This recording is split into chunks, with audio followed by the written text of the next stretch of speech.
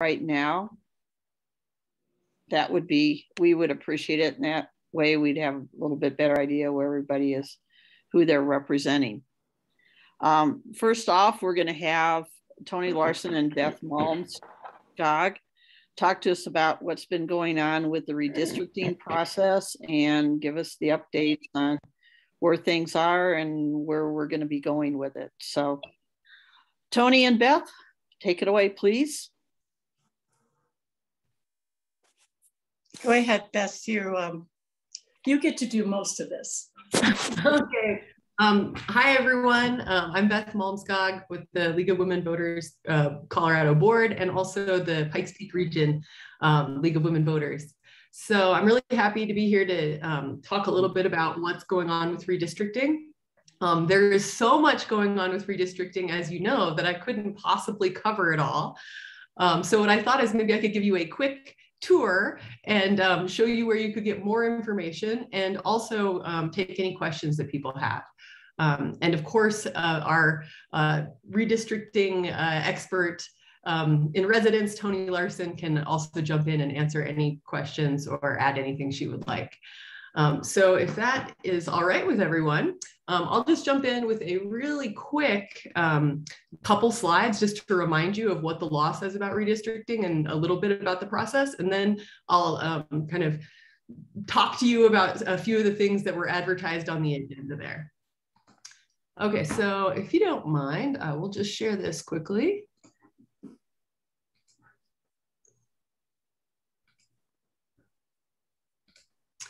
Okay, so hopefully a lightning tour that will be somewhat enlightening. All right, so as you know, the League of Women Voters has been a proponent of fair redistricting and redistricting reform for a long time and was instrumental in passing and crafting the legislation that was passed in Colorado, Amendments Y and Z. So you see some familiar faces here pitching this in 2018, I believe, or 2017. So what does this legislation, which did become law, say? Well, it said basically that instead of being redistricted within the state legislature, we needed to create independent commissions. So there are two independent commissions, one for the congressional districts and one for the state legislative districts. And each has 12 members on it, 4 registered Democrats, 4 registered Republicans, and 4 unaffiliated voters. And these were chosen by a fairly structured process that tried to employ randomness and involve a lot of people to get a really good representative commission. So this is just a review of that. Of course, the applications for that closed back in November and the commissions were seated in the spring of this year. So they've been working all summer to go ahead and create some maps. So what do the maps need to do? Well, the districts that are drawn by the commissions or by the nonpartisan staff and considered by the commissions must have equal population, of course, justifying any variance by other standards. That is for congressional maps, they need to be within 1 person as nearly as possible. And for legislative maps, they need to be within 5% for the largest and smallest district. And any variation should be explained by other principles, like keeping counties whole or something like that. So they need to be composed of contiguous geographic areas. So just one piece can't, tie together pieces from across the state. They need to comply with the Federal Voting Rights Act of 1965 as amended, which requires that nobody's right to vote or the sort of value of their vote should be, their right to vote should not be denied or diluted. So one of the important things that this requires is that if a racial or language minority group is present in significant enough numbers in a region, and you can do some analysis to analyze whether the voting patterns are polarized or not. If all these things come together, then a district, a majority minority or opportunity district must be created in that area. And this has been federal law since 1965, and it is enshrined in our law, our Colorado Constitution now as well. So districts also, according to Colorado law, must preserve communities of interest and political subdivisions as much as possible. So this just means counties, towns, that sorts of thing. They need to be as compact as reasonably possible, so sort of like squished together and not spread out across the state in crazy ways. And I put a picture here of a district in Maryland to illustrate something which is not compact, in case you were wondering about that. And the districts are also asked to, or that is the plans, are asked to maximize the number of politically competitive districts once the other criteria have been met. And so there's a whole question about exactly what competitiveness should mean, how we should measure it. And that's been one of the exciting conversations in redistricting. Okay, so what can't the districts do? Well, they shouldn't be partisan gerrymanders, for one thing. They can't protect incumbents or declared candidates for the US House of Representatives, or in the state, of course, or any political party in general. So, and they again it is restated here that they may not deny or abridge the right of any citizen to vote on account of that person's race or membership in a language minority group. And this includes diluting the impact of racial or language minority groups' electoral influence. So this has been the subject of a lot of conversation, whether this is actually a stronger sort of restriction than what the Voting Rights Act itself contains, even though the language is actually very similar to the Voting Rights Act. And so that again has created some really interesting conversations. So how do these all, there's a whole lot of criteria, how do they all fit together? The nonpartisan staff has determined that the most important three are equal population, Voting Rights Act, and that the districts are contiguous. Below that, on equal footing, are preserving communities of interest, preserving political subdivisions like counties, and keeping districts compact. And then below all of those, we're asked to maintain competitive districts or to maximize the number of competitive districts. Okay, so with all of that going on, there's been a lot of activity. So in the last few, I'll just go back a slide so you have something to look at while I say this. So in the last few months, what we have seen is initial maps released, that is preliminary maps that didn't have the final census data. So they weren't like really in conversation because their population wouldn't have been equal. But these maps were carried out as sort of a beginning step and taken on tour through the state, essentially. There were months of hearings and places for people to submit public comment. After these maps, the nonpartisan staff took direction from the commissioners and from the public comments and created for each commission a first staff plan. And this was the first plan that was created with actual census data. And so it was sort of a plan that could have been adopted. The commissions took more public input and a second staff plan was created. And just recently in the congressional commissions, a third staff plan has been created and a third staff plan is coming up in the next week for the legislative commission. Okay, so there's a lot of exciting thing going on. I'll show you those maps in just a moment. Just as a sort of look ahead, what's going to happen for what's possible for final maps?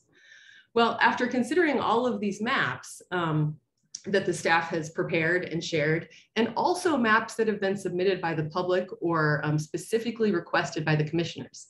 So there are actually a lot of maps that are, you know, possible final maps. And I can show you a list of those in just a moment.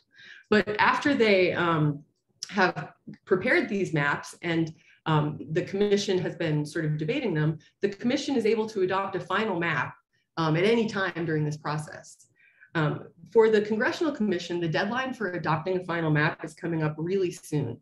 So they need to adopt a final map by September 28th, and it will need to be submitted to the state Supreme Court, as we'll see in just a moment, by October 1st. So this is it's a very short timeline from now. Yeah, so the commission, after they adopt this final map, which can come from a list of potential maps, they need to submit it to the Colorado Supreme Court just to get that it looked over. And then if the Supreme Court agrees, this will become the final map for the state. So again, the deadlines for submission are October 1st for the Congressional Commission and October 15th for the legislative. So they're coming right up. but they actually need to choose their map a few days before. So if you're considering submitting public comment, you want to walk each of these dates back a few days to make sure that your comments can be considered by the commissioners. Okay, so after, how do they accept a map? Well, it needs to be accepted by at least 8 of the 12 commissioners, including at least 2 unaffiliated commissioners. Okay, and so again, the map must be made public before the commission votes on it. So the list of maps which have been made public are the ones that they will be able to consider in their selection. Okay, so I think that at this moment, there's no reason to think that the commission will fail to submit a final map, but if that were to happen, then the staff map would be submitted and with no changes to it, and the Colorado Supreme Court would look at that, and that would then potentially become the final map. Okay, so that's the process. And I would love to, I could talk about that all day long, so I'm happy to take questions right now about the process. What I'd love to do though is maybe just show you a few maps and give you a sense of what's going on with those, and then open up the floor for a few minutes of questions. Okay, so I'd love to, I'll get this website up for you. If I was going to share nothing else with you today, I would want to share this website with you because it's a really great resource. The nonpartisan staff that are assisting the commissions and preparing their maps have put together a great website to sort of keep this process transparent and share information with the public. So the website, which I will pull up right now and share the link to that in the chat, is just redistricting.colorado.gov. So let me just share that with you in the chat in case you want to follow along. So here's what it looks like. So it's just, sort of this is just the homepage where you would land. You can see commission hearings, which you can attend remotely through the listen and watch buttons here. And then there's sort of a lot of stuff down here. One thing that's really useful if you're curious about dates is to look at these 2 commission calendars. So for example, for the Congressional Redistricting Commission, you can see that in fact, the final plan must be approved by the commission by September 28th. So you better get in any comments that you want to make sure the commission sees before that date. So there's a lot of great information on here. Something that you might find very useful are the maps section here. So to find the current maps, you can go to the 2021 redistricting maps. So the current congressional, the staff plan, the most recent one that was released by the Congressional Commission and the nonpartisan staff is right here.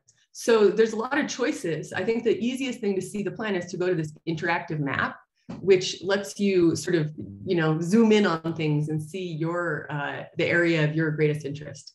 So this is the most recently released plan from the nonpartisan staff showing 8 congressional districts. Now, these congressional districts need about 721,000 people in them, right? So they're quite large in places that contain rural areas, but quite small, particularly in the Denver metro area. So you see that some changes that have happened since the preliminary maps are the commissioners have adopted they've called the Southern Colorado District concept, which was initially a district that went across the whole southern part of the state, but has been amended to be a little closer to what we saw in the previous maps with an eastern and western slope district, but sort of trying to think of this one as really a southern district. And of course, our District 8 here, which has been a big change, getting an 8th congressional district, which is sort of north of Denver here, and reaches up to include Greeley, and has a very strong Hispanic population in that district. So there's a lot of sort of exciting things going on. I would love to come back to this and talk more about any details that people are especially excited about or questions that they're curious about. But let's just take a moment and go back to look at the, just as a moment, I'll point out here, if you're interested in any of the statistics that you might want to know about the map, like what are the demographics? What are the political balances within these districts, then that's what all these memos are all about. So you can click on, for example, the election results, and find out exactly how many people voted which way in each district in 8 different statewide elections. Okay, so to take a quick look at these are the congressional plans. If you scroll down, you'll find the legislative plans. The most recent state legislative plan was the second staff plan. So they still have one more coming for this. Their deadline is October 15th. So it makes sense that they would be running a couple weeks behind the congressional districts. Okay, so to see the state Senate, for example, where there's 35 districts, you could look here. And the state Senate districts, of course, are smaller, and so you often need to zoom in to see them better.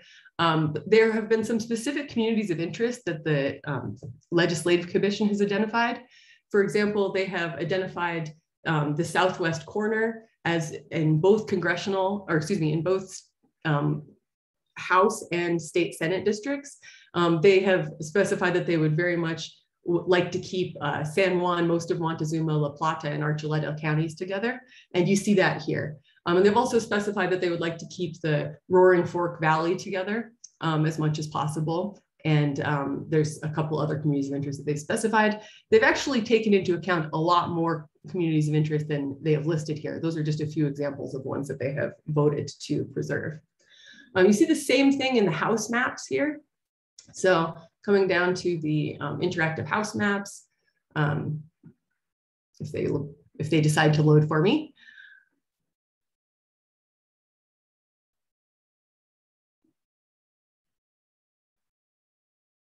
Well, maybe that'll take a moment to load.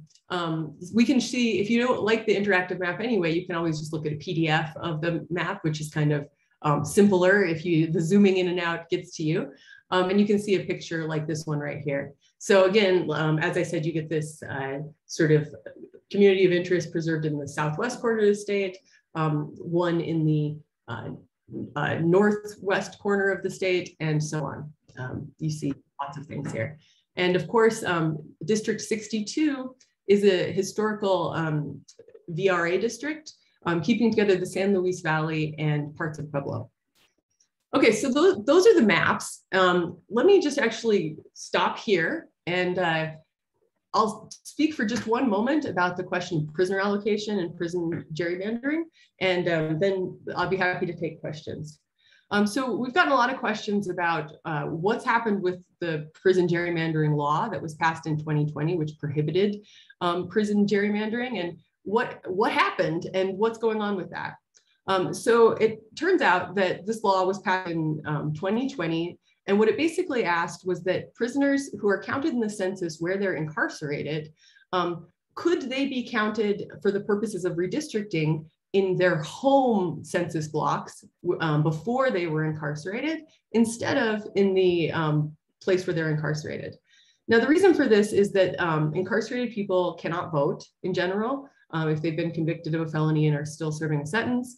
And so these prisoners are sort of being counted as bodies in one place, but they're not voting in that place as a block. And they also, their interests are not generally aligned or, sort of invested in the community where they're incarcerated, instead in their home community. So it would make more sense for them to be represented in their home community.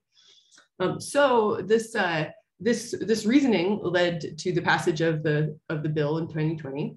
However, it was determined that this was essentially not enforceable, given the other laws that gave power to make decisions about redistricting to these independent commissions.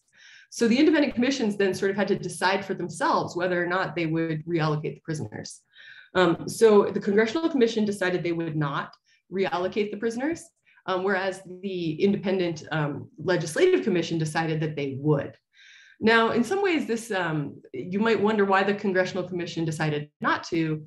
In fact, on the scale of the congressional districts, this would make very, very little difference, because the congressional districts are about 750,000 people, or 720,000 people, sorry. And the total number of incarcerated people that are affected by this law is about 17,000. So it's very small on the scale of a congressional district.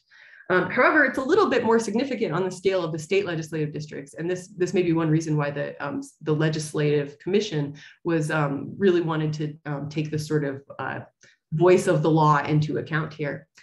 So those, we haven't been able to study exactly what the sort of effect, in the sizings of the districts is of this.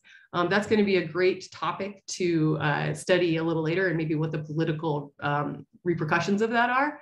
But we do have the data that out of the 17,000 prisoners or incarcerated people who were eligible to be reallocated, they managed to actually move about 14,000 of them.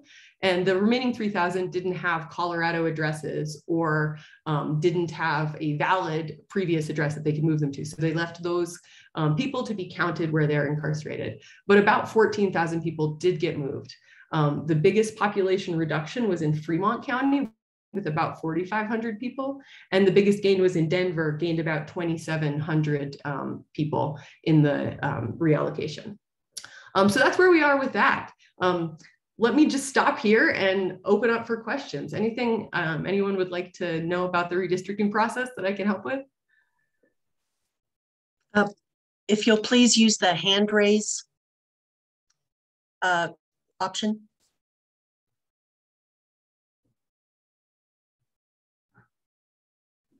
Which is under the reactions button. Oh, Barb Winery. Yeah, thanks. Oh, Barb, you got it. I got it. So it seems like when they came out with the preliminary maps for the legislative districts, especially for the House districts, they had a whole new numbering system. For example, they had strange numbers. I can't remember. Mine used to be 48, maybe it was 63 or 60. And then when they came out with the following maps, it looks like they went back to the regularly assigned, numbers for districts. What happened with that? I have no idea, Barb. That's a great question. I imagine they got some complaints. In some way, every time you redraw a district, it's a brand new district, right? Because since the boundaries have to move, how do you decide, is it the old district, is it the new district? But people have an intuitive sense that many districts have cores, and they don't love it when the number changes. And so what I'm assuming happened there is that people complained because they were very confused about what was going on, and that the staff saw that this would be much easier if they just went back to something resembling the old numbering system. So I don't know the details, but I'm guessing that's what happened. Okay, thank you. Yeah. Elizabeth? Hi, morning, Beth. Hi, everybody. Just wondering, Beth, if you or any other folks who have been involved in Observer Corps from other local leagues had a chance to look. Oh, sorry, had a chance. I got muted, sorry. No, it's okay. Had a chance to look at the maps that were recommended from Claro or Common Cause or any other organizations that are at least by mission and vision aligned with League. So I can speak for myself. I have personally looked at those maps and I found them very interesting. I do my academic research in redistricting, and I am sort of firmly agnostic in that I'm not going to choose one map that I think is the correct map. I'm just going to try and evaluate them all. But I had a really enlightening conversation with the person from Claro. That is, it's a Colorado Latino advocacy group that has done a beautiful job of making a map. And I was really impressed with their reasoning. They created a really thoughtful memo about describing the communities of interest they were trying to preserve. And I know they presented it to the districts, or to the commissions, and the commissions were also impressed with it. And I think that has had an impact on the maps that they've been drawing. Yeah, so I have looked at these maps and I found them extremely interesting. I don't think I have anything specific to say about them other than that. Maybe Tony would like to add something. Well, I've been listening to some of the public hearings and the testimony from people, and certainly the Claro map had a lot of discussion about it. So it was influential. As far as the drawing of the map, I think the commissioners were very interested in that particular map. There were 125 maps submitted to the commissioners. And that's a lot of maps to look at, but Claro sort of rose to the top. That's great to know, thanks. Okay, Peggy? Hi, I live in Adams County in Westminster, so we're in the new Congressional District 8, and we're very interested to hear more about that. I'm assuming, especially building on the previous question about Claro and Latino representation, that the changes between the first map and the second map, there were Arvada was divided in half where our son and daughter-in-law live, and there was great objection into splitting the counties and the cities. Is that your take about how that is evolving? And also, what is the proportion of the district that would be in Weld County versus Adams, if you'd have an estimate of that? So I can only answer that. Just to back up for a second, yes, I think when the preliminary maps and then when each staff map has been released, they split cities and counties. They just kind of have to split cities and counties overall, just because it's a very hard mathematical problem to try and get equal population and preserve all of these various factors. So they're going to have to compromise somewhere. And so after every map was released, the cities that had been split mostly really spoke up and said, don't split us. And I think they really took that to heart from some cities in particular. I think there was also, yes, a big realization that there was a possibility of getting a strongly Latino influenced district there, and that might be something that would be the correct thing to do under the guidelines of the law, right? Since they're asked not to dilute the representation for minority groups. If you can draw such a thing, it perhaps as a community of interest and as a way to make more fair representation, I think the commission considered that might be a good idea. Again, I can't say exactly. Now, as far as the exact proportion of which county will be where, I will just direct you back to the map here, and I'll show you really quickly if you would like. Just go to this real quick. So I love this interactive map feature because it's let me answer all of my questions at these, at the finest grain or at the sort of more broad level. So if we look at for the congressional plans, if we look at the third staff plan, you can look at that in sort of big picture. We'll go here. And if you're specifically interested in the one district that is the CD8, you can actually look at this PDF, and they've sort of created a really zoomed in version of it here. Mm. So you can see that the Adams County line, I believe, is right here. I don't know if you can see my cursor there. Yes. So geographically, it's more Weld County. I would guess that more of the population is Adams County, but that's just my guess. You'd have to sort of look at the block level data to find out for sure. But if you sort of want to see where it's divided there, this is a great resource for you. Mm-hmm. Okay. Thank you. Cool. And yeah, you're welcome. Okay, I think Lynn had a question. Yes, I live in Loveland, and we've noticed that we were lumped in with, kind of a little group there has been pushed into Weld County, with Weld County.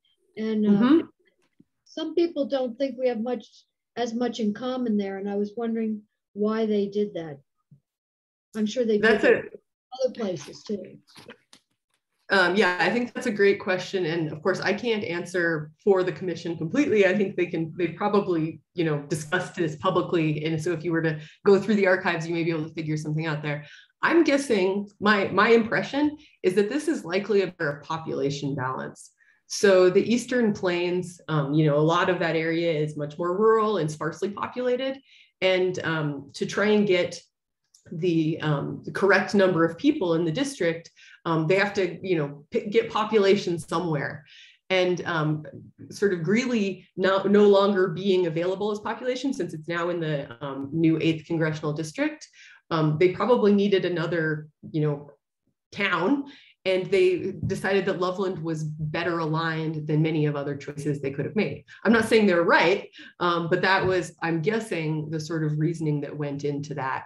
And I think that, again, like the people who have been speaking up the loudest at every step of the process are the ones that don't like what's happened near them. And so I think that getting that word out has definitely made an impact on how the maps have changed over time.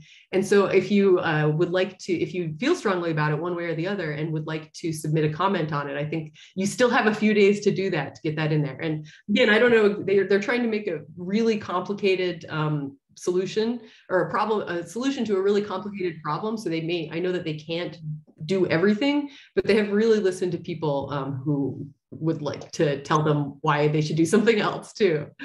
Okay, thank you. If I might add to that, in listening again to the testimony, a lot of the conversation was about the urban-rural divide, and that we have obviously a lot of the state which is rural, but also our compact part on the Front Range. There was also discussions about water basins and school districts and minorities, and trying to keep, you know, people together that needed to be represented together. So from my point of view, I think they really listened, and they were really attentive to what people were saying. That's not to say that they could address everybody's interests, because there are just too many out there. So they tried, I think they tried their best to do what they could do in all those areas. And yes, I mean, basically they had to comply with the population number as well. Okay, thank you. I didn't see any other hands up. Are there any other questions of Beth Malmsgogg? Well, since we have a little time, okay. I would like to have Beth talk a little bit about the work that she has done on competitiveness and how that played into the designing of the maps and the complicated process that was.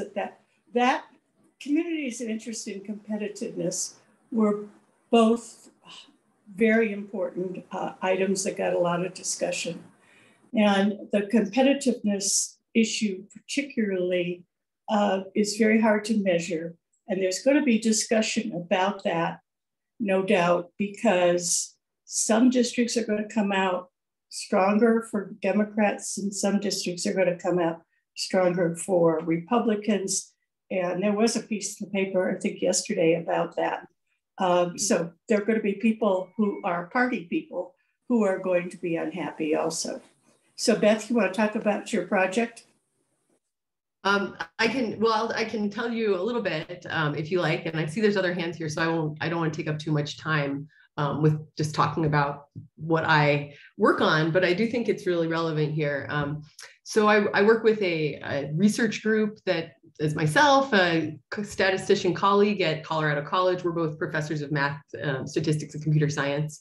A professor at Washington State, and a professor, Dr. Jen Cleland, who's also a board or a league member in League of Women Voters, Boulder County at CU Boulder. She's a math professor there. So we, for the last 2 years or so, have been, or maybe a little more, have been working hard to try and sort of bring some mathematical tools to understanding fair redistricting in Colorado specifically. So one of the things that we've done is something called Ensemble Analysis, where you sort of use a computer to create millions of maps that satisfy the most basic criteria. Equal population, contiguous, compact. Like, you can't model all the criteria well, but you can do the basic ones.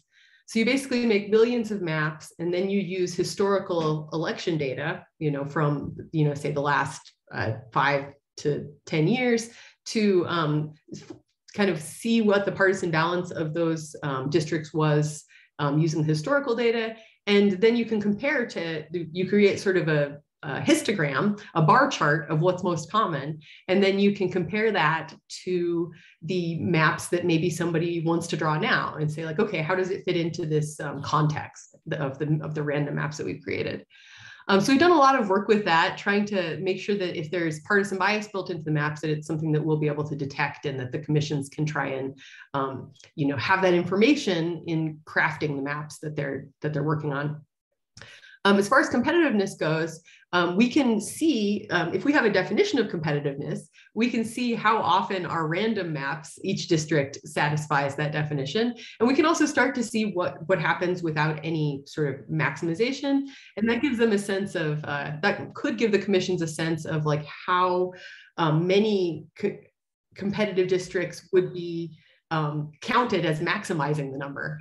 So that's something we've put a lot of time into, and we've been working with the Legislative Commission to create reports for them. We've created a report that's on our website for the Congressional Commission, just because we wanted to put that information out there. It wasn't contracted by them.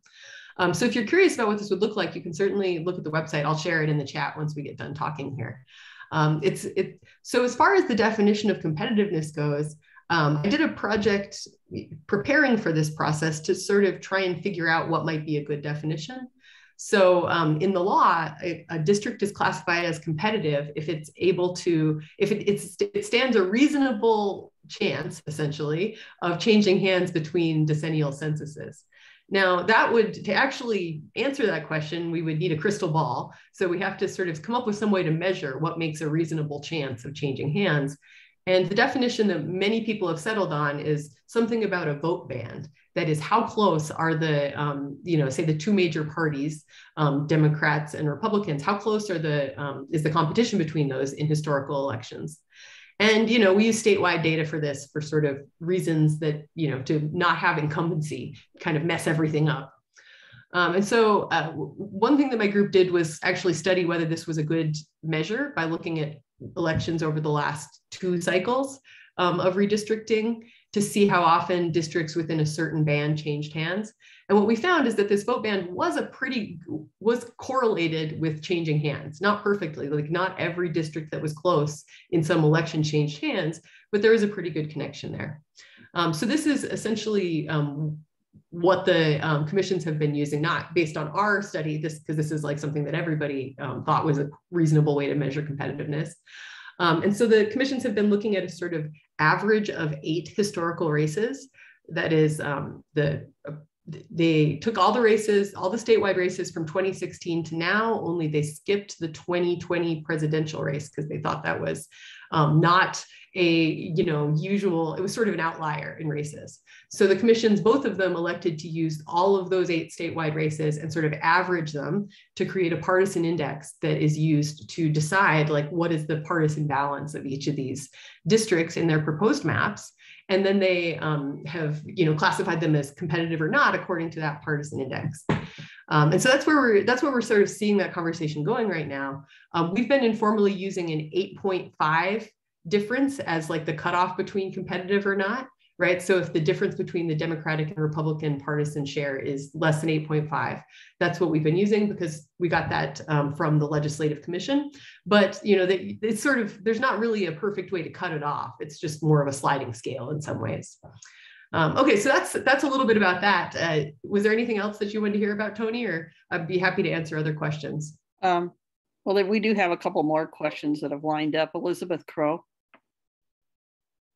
Nancy, do you want to go first since I already asked a question? Beth, I think I read that even though Colorado will now have 8 congressional districts, the person representing that district will be representing more people than it did when we only had 7. Is that right? That's true. And it's a really interesting result of the way that the Colorado's population has grown.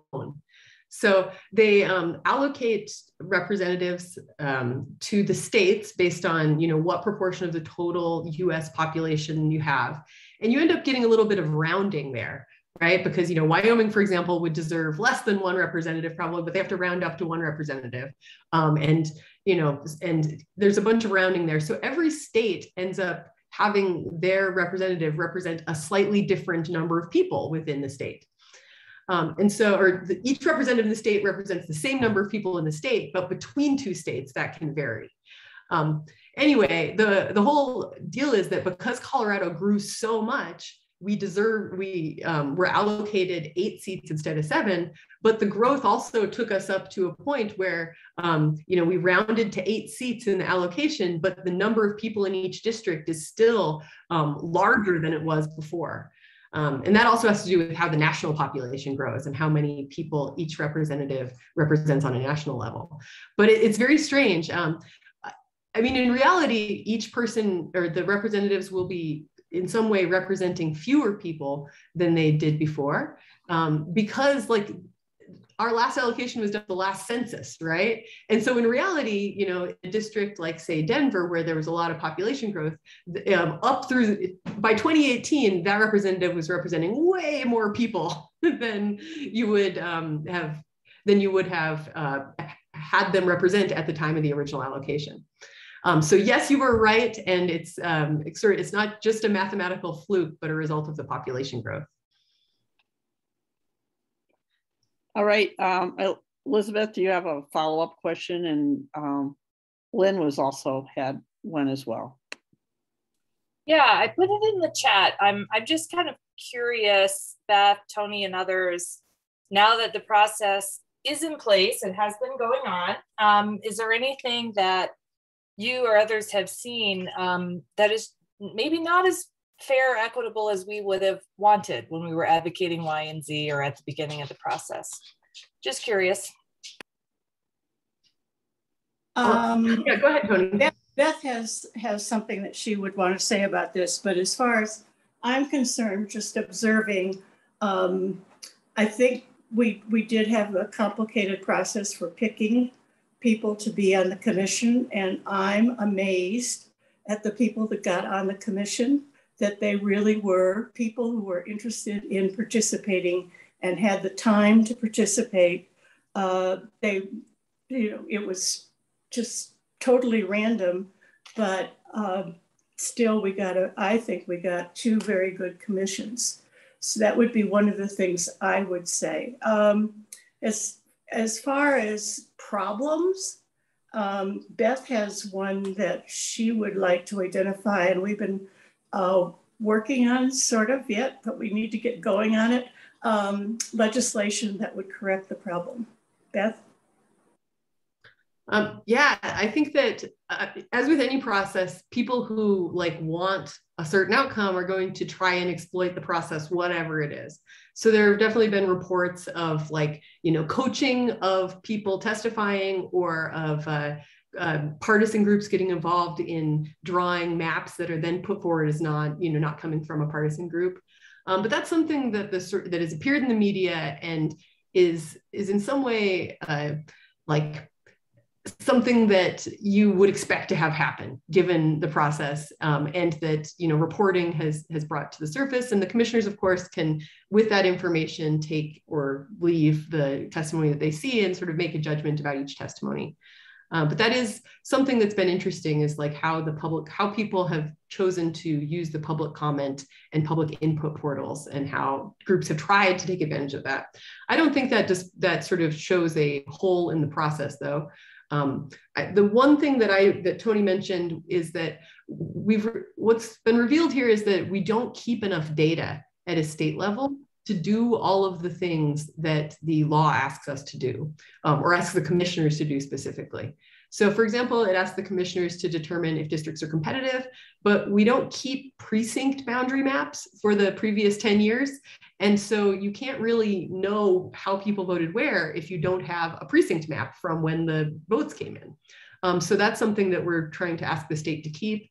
Also, to determine whether a Voting Rights Act district needs to be drawn, there's a process of determining whether we see what's called racially polarized voting, or just polarized voting in the racial or language minority group. And to measure this, really the best way to do it is to have primary data. And so this has been a question of whether this is something that needs to be gathered at the state level, if we should be keeping sort of precinct level or some maybe even less small-grained primary data, so that we could do a better analysis with things like that. And so we've been trying to figure out what the right way to craft that into legislation is, to improve the process. Okay, that was really helpful. Jan Mormon, I don't think you've had a chance to ask a question. Thanks, Barb. And I'm always afraid the questions I'm asking are going to reveal how completely absent a lot of the background that I should have. But I'm going to ask it anyway because I want to know the answer. So clearly, we're not considering parties to be communities of interest, and it seems that we are trying to build. If I'm understanding this concept of the band correctly, we are trying to build communities where there's as much of a mix of different parties as possible to try to get that even balance. Do I have that right? Yeah, I think that the idea exactly is that we want to preserve communities of interest, and then there's some, after all that has been done, perhaps combine communities so that you get a partisan balance that's within a range where possible. Like some places this is definitely not possible. So it's like, not like they're going to try and make every district competitive. But yeah, I think you've got the idea right on there. And kind of thinking, you know, it's like, okay, if that's the case, then there's a good chance that, you know, if I'm one party that's always close to winning or not winning, I'll feel represented or I won't feel represented.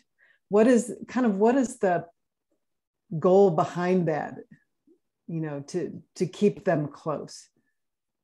That's a great question. And if I were a political science professor, I would have a lot of answers for you, probably. I can tell you some things that people have told me when I've asked the same question. The idea is that if you have close elections, you get greater political participation, that you get less polarization because the candidates are trying to like win over the center. There's lots of ideas about why competitive elections are perhaps good for the world. I mean, I also think there's people who say that this is not the best thing. You know, like people are happy. If you have people who are happy with their representation in vast majority, that's also great, right? So it's a balance. Maybe Tony could speak a little bit about what some of the reasons for competitiveness were in crafting the law. But yeah, there's political scientists who think this is an especially great thing. Thank you. Well, I was thinking about the comments that a representative in Iowa said.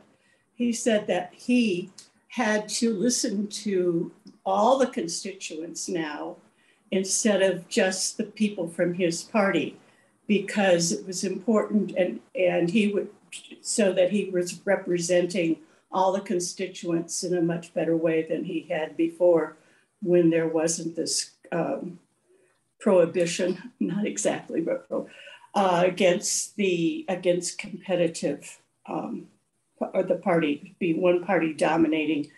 And that was one of the things in gerrymandering within Colorado, that it was part of the definition of gerrymandering here, is that we had safe districts, and we had a lot of them, especially at the state level, the legislature. So this is an attempt to make sure that while you may not be represented this time around, you will be represented the next time around. But even so, your opinion has been listened to by the legislator. Otherwise, they're not going to get elected. Thank you very much. Do we have any more? Yeah, that gives me a good feel for it. Thank you. So do we have any other questions? Kathy Wilson. First of all, Tony, I think that's really idealistic. Because if you are in a very strong district of a certain party, you're going to be washed out, I think, because of elections and everything else. I'm curious, it seems to me that true communities of interest would also have common issues that would be really, really important to them. I don't know how much the commission is weighting those, because if people around me here in Loveland have really strong issues that relate to the people west of the 25 that are so very different from the rest of what CD4 is in this latest map. What's going to happen with us? First of all, let me say that I should have mentioned early on that there are some districts that will never be competitive. Mm-hmm. The Denver district will be Democrat, unless, you know, the world changes totally. And probably El Paso would be mostly Republican. So there are districts like that that we realize will not be competitive because we can't put make the lines fit with all the different criteria. And I'll let Beth also say something about what's going to happen to you. Beth, you got an answer? I don't have an answer. I think this is a really important and intense process where, like, decisions are going to be made that definitely don't please people. And I 100% know that some people in the state will end up unhappy with the lines as they're drawn for various reasons, maybe very good reasons. That said, they're really trying to balance a lot of things. And so it's a very hard problem. And so, like, well, what's going to happen? I don't know. It's possible that if enough people speak up loudly enough, they'll find a way to change the boundaries. And it's possible that they won't even end up adopting that third congressional map, because there have been many other maps. If you go back to the website that I shared, if you look at the the maps section in there, you can find a list of all the maps that are valid to be considered. And there's several that aren't even the staff plan. So if there's enough sort of, you know, outcry about a place where people find the districts objectionable, it's totally possible that they can still change. But yeah, they'll probably make someone else unhappy. So it's like a really tough process. And I wish I had a better answer. Thanks. Lynn still had a question. And Lynn? Yeah, sorry. I just wanted to know where is it? Do you make the comment? Do you make the comment on that website? Yeah, I can show you if you'd like really quickly. It's really, it's so easy. I love it. I love this website. I feel like I'm a commercial for the website just because I was so surprised that it was so good, you know, like it's easy to make a bad website. And this one works well. So if you go to public engagement and go to submit public comment, you just fill out this form. So there's your name, email, the zip code, and you can say specifically if you're commenting on congressional or legislative, and you just type your comments here. They give you a little prompt. If you want to submit a map, you can submit that. And then you'll just submit it and it'll show up and it'll be visible to everyone.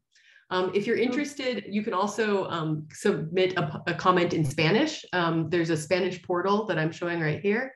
But you can, if you know someone who speaks a language other than English or Spanish, they can actually type their comments in whatever their chosen language is in either public comment portal, and they will get a translator for it. So you can definitely submit in any way that you can.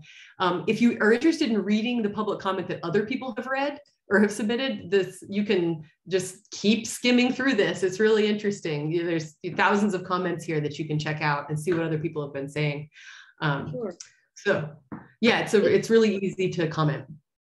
It seems to me that being competitive is interesting and all, but I think people that have interests aligned, there's a reason why they all vote the same, because they all have the same interests. And I think that, you know, you end up diluting somebody's vote by putting them in with a bunch of other people that are opposite. And I don't know really what the point of that is, but anyway, this is what we got. That's a lot, yeah. Yeah, but I hear what you're saying.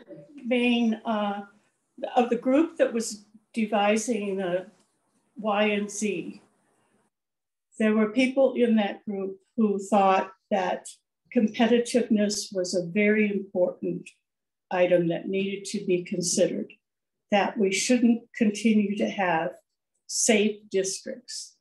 So that's the main reason why competitiveness is there. You are absolutely right. You can still go ahead and dilute people's vote, even though you've tried to do a lot of different things to make sure that everybody's vote counts. It's just a reality that that's not going to happen. But that doesn't mean you shouldn't vote.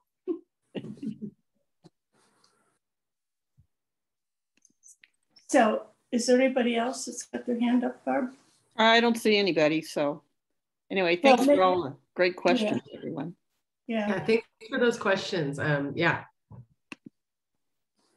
So there are just a couple of other interesting things, and we are past the time for the ballot issues, but that the whole issue of COVID and the effect on the census, and that in turn was an effect on the dates.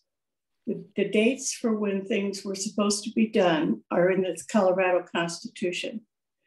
And there was no way, because of the delay with the COVID, that we were going to be able to meet the dates in the Constitution.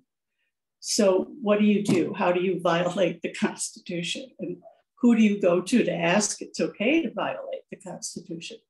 So the legislature did put out a resolution, and they also had a piece of legislation.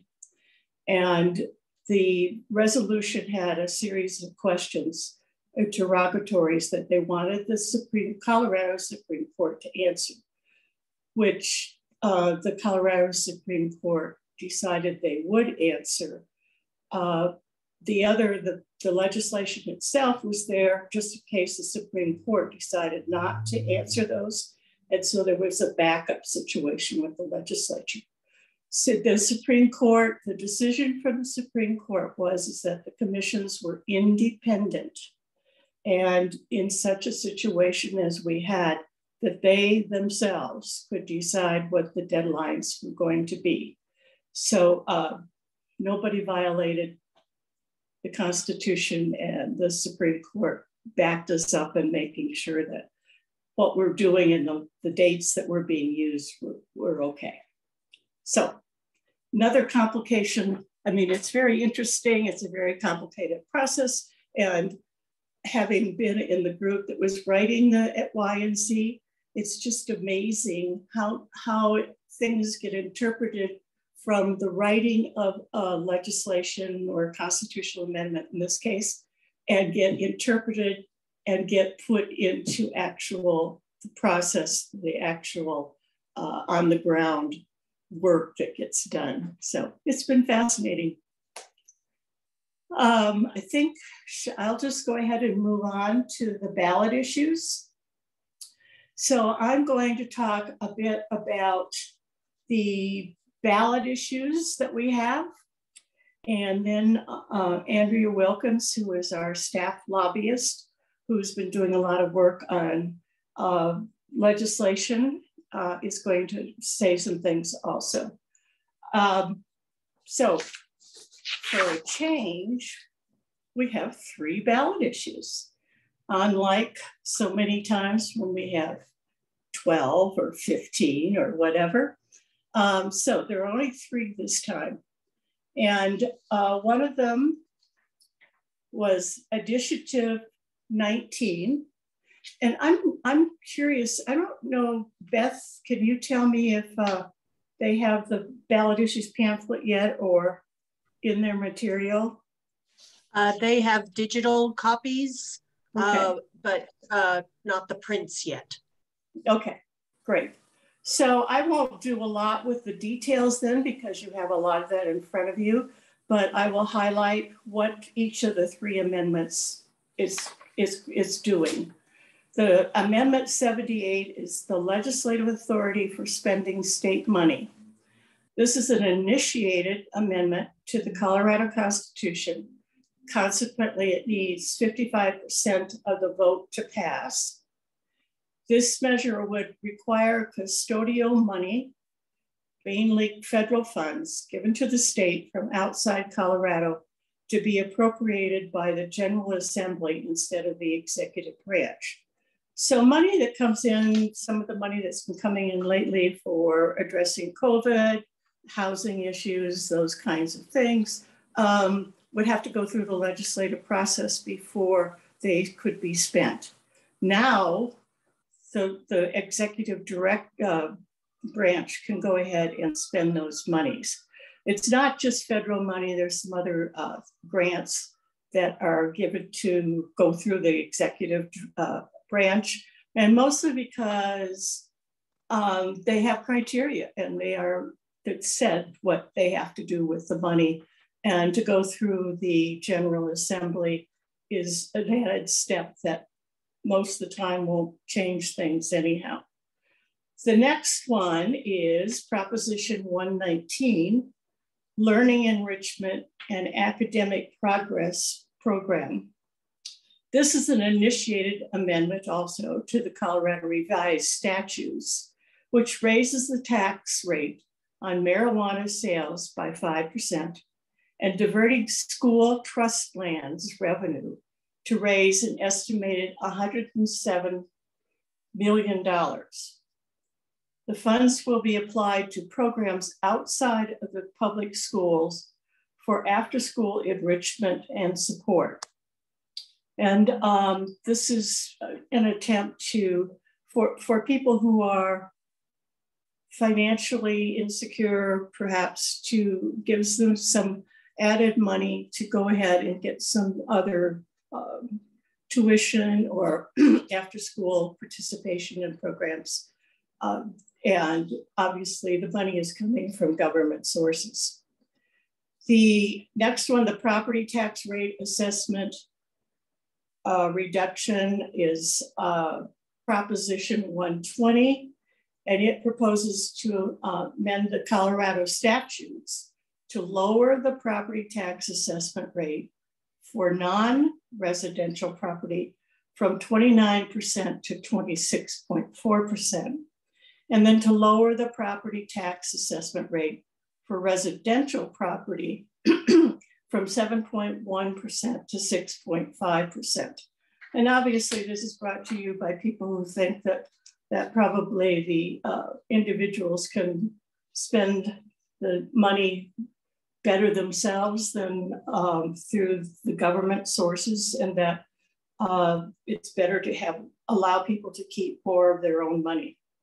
So those are the three, and you will find them in your digital copy, and plus the ballot issues pamphlet that will be sent out shortly, based on the incredible work that Beth has been doing in trying to get all the copy together.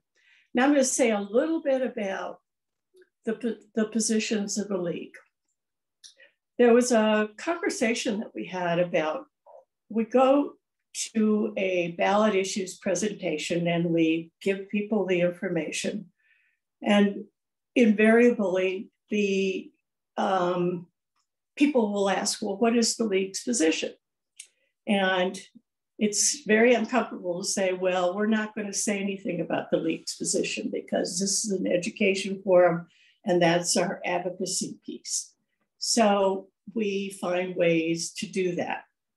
So we have decided that what we would do in the ballot issues pamphlet at the very end is to refer them to the League website, where they could find the positions that we have for all three of these items.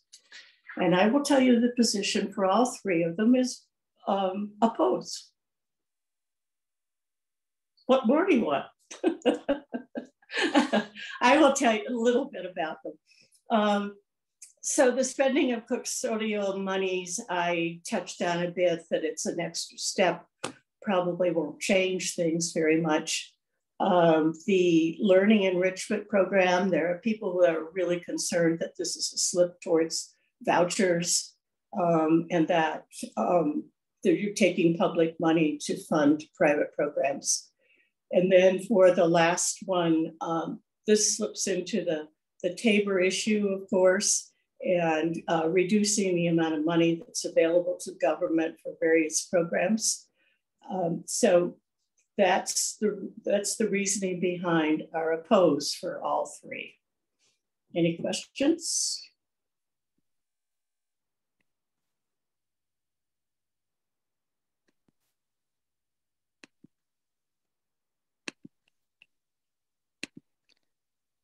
I'm looking right. Oh, yes, Peggy. Could you repeat what Proposition 118 is? That went by really fast and I don't understand it. Okay, sure. You mean 119? Yeah, I was just looking to see. Well, I don't know what the number was, but 119 was the second one. It's custodial money, whatever number that is. Okay. And before I do this, you may have noticed that, I have a black eye and I'm also wearing a cast. I've got a broken tooth. So anyhow, a sidewalk jumped up and hit me. So that's the reason for me being a little disheveled. Okay, so initiative 19 is the requirements for spending custodial money. Again, custodial money goes through the state government for other programs, usually coming from the federal government. But it can come from other sources as well. So somebody's handing over some money to the state saying, we want you to do X, Y, Z. And then they have to do X, Y, Z. Currently, it only goes to the executive branch, that money, and the executive branch is responsible for making sure that it gets spent the way that people want it spent. The legislature would like, as far as this is concerned, it's that this custodial money would come through the legislature for approval before it was spent. So it's an extra step in the process. And as far as we're being able to discern what's going on here, is that it's not going to change where the money goes. It's just going to take more time to get it to the source. Thank you. Sorry for your injury. Me too.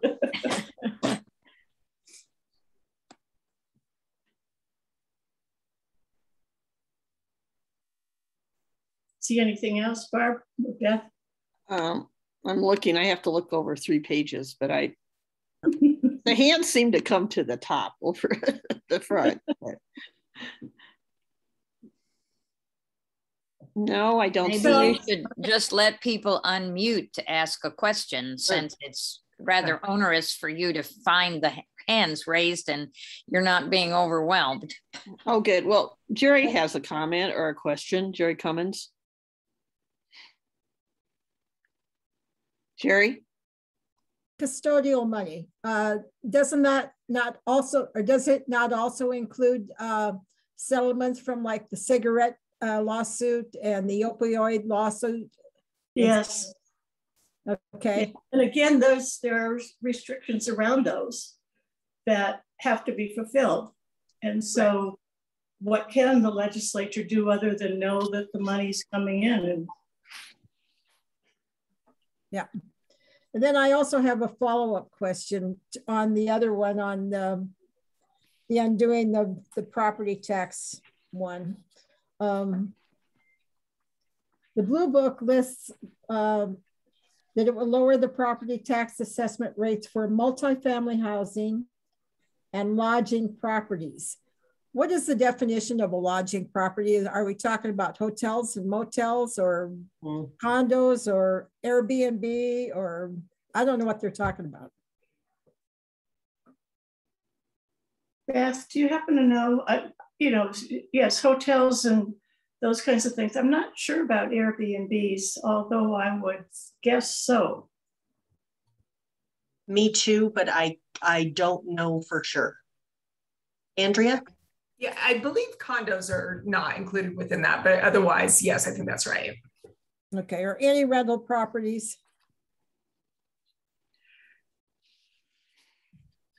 Yeah, I think one of the complicating things about this is the legislation that passed during the 2021 session, 293, I believe it was, also reclassified some of the tax categories. So there's a little bit of concern that assessing the impact of this is going to be difficult because the classifications that the proposition is referring to don't exactly match up with what has now been specified in the legislation.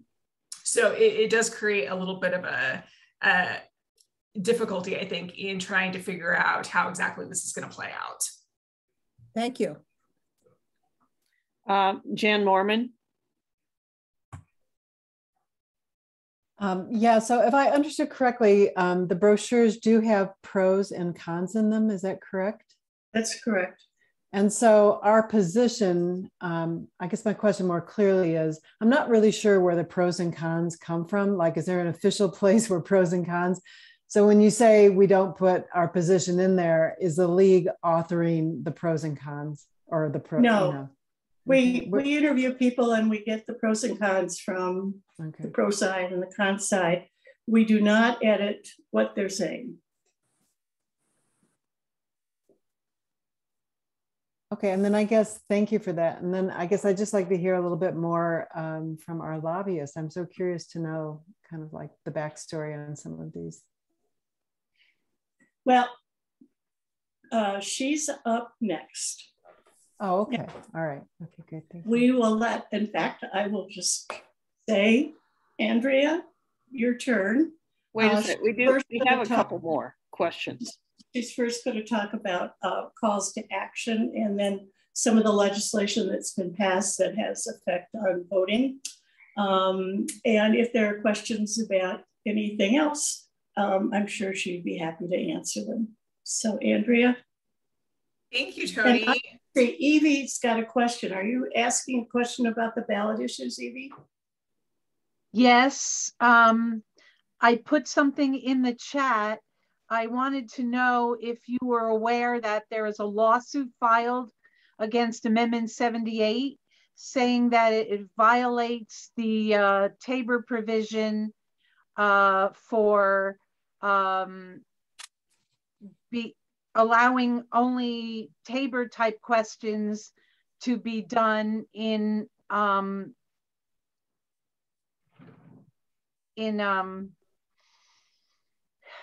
odd numbered years, or yeah, in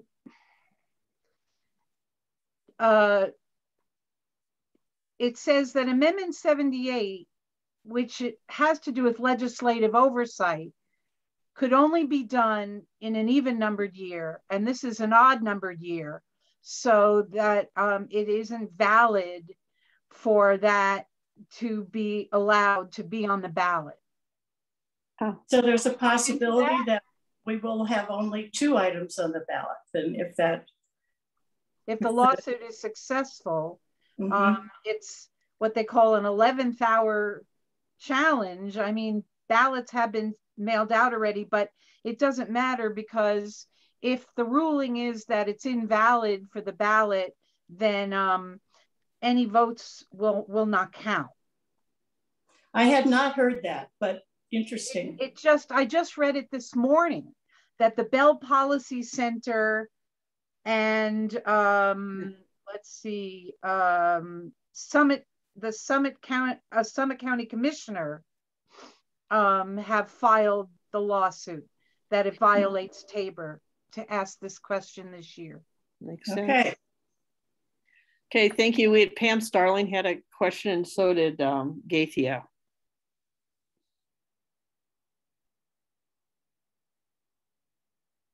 Hi, I'm new to Colorado, so just a question about the property tax rates. Other places where I've lived, setting property tax rates was always the prerogative of local government. That's dictated by the state here? Yes, because we have a provision which you may or may not know about called Tabor, Taxpayer Bill of Rights. And just about everything we do that has anything to do with money has to go through the restrictions of what Tabor is. Tabor says We have opposed Tabor from the very beginning, and it was passed in 1992. We think it has created a great deal of problems for the state. It has reduced the amount of money available for programs of concern to us, and that this particular item would also reduce the amount of money available to governments to do programs. As you may know, the property tax pretty much is the one that funds schools, and the state does too, but the property tax mainly is the local property tax for schools. So that's my answer to it. Anybody else? Gaithia, did you still have a question?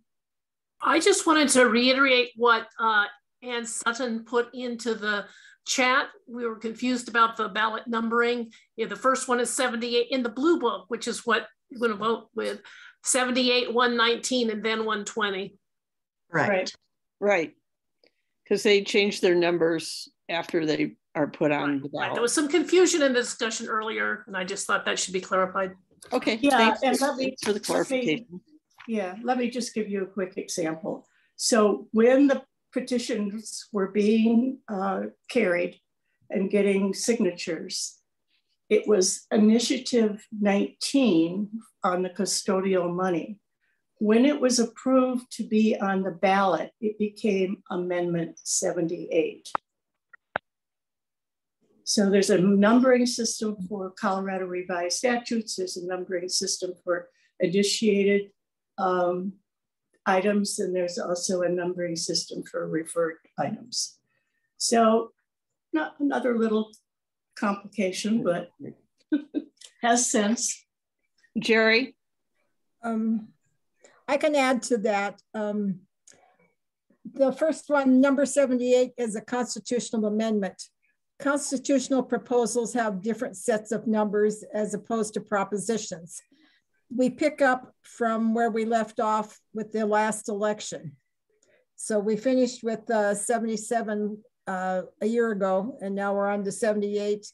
As far as the propositions go, which are statutes, we finished with 118 last year, and we'll pick up with 119 and 120 this year. Thank you. I think we better move on to Andrew. We better. Yes, we better. Well, thank you all.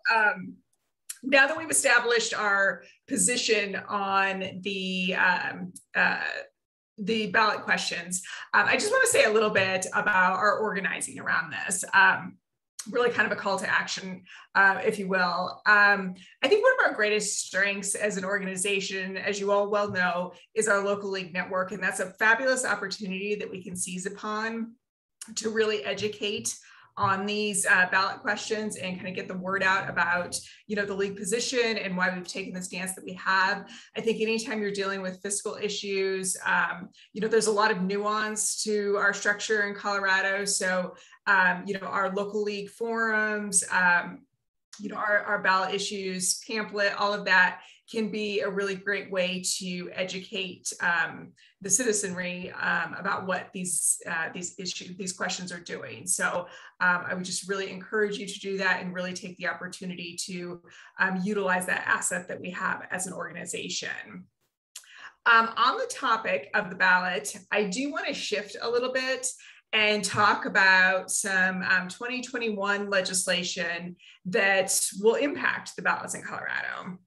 And I'm going to just share a quick slide. So you have the numbers for this legislation on hand. Hopefully everyone can see that. Someone yell at me if you can't. Not a lot of information on the slide itself, but I did want you to have access to the bill numbers and the bill titles. During the 2021 session, there were some bills that were passed that will impact the Colorado ballot. These three in particular have got some impacts that we wanted to touch on a little bit today, and just kind of run through some of the key provisions so everyone is familiar with what they'll be doing.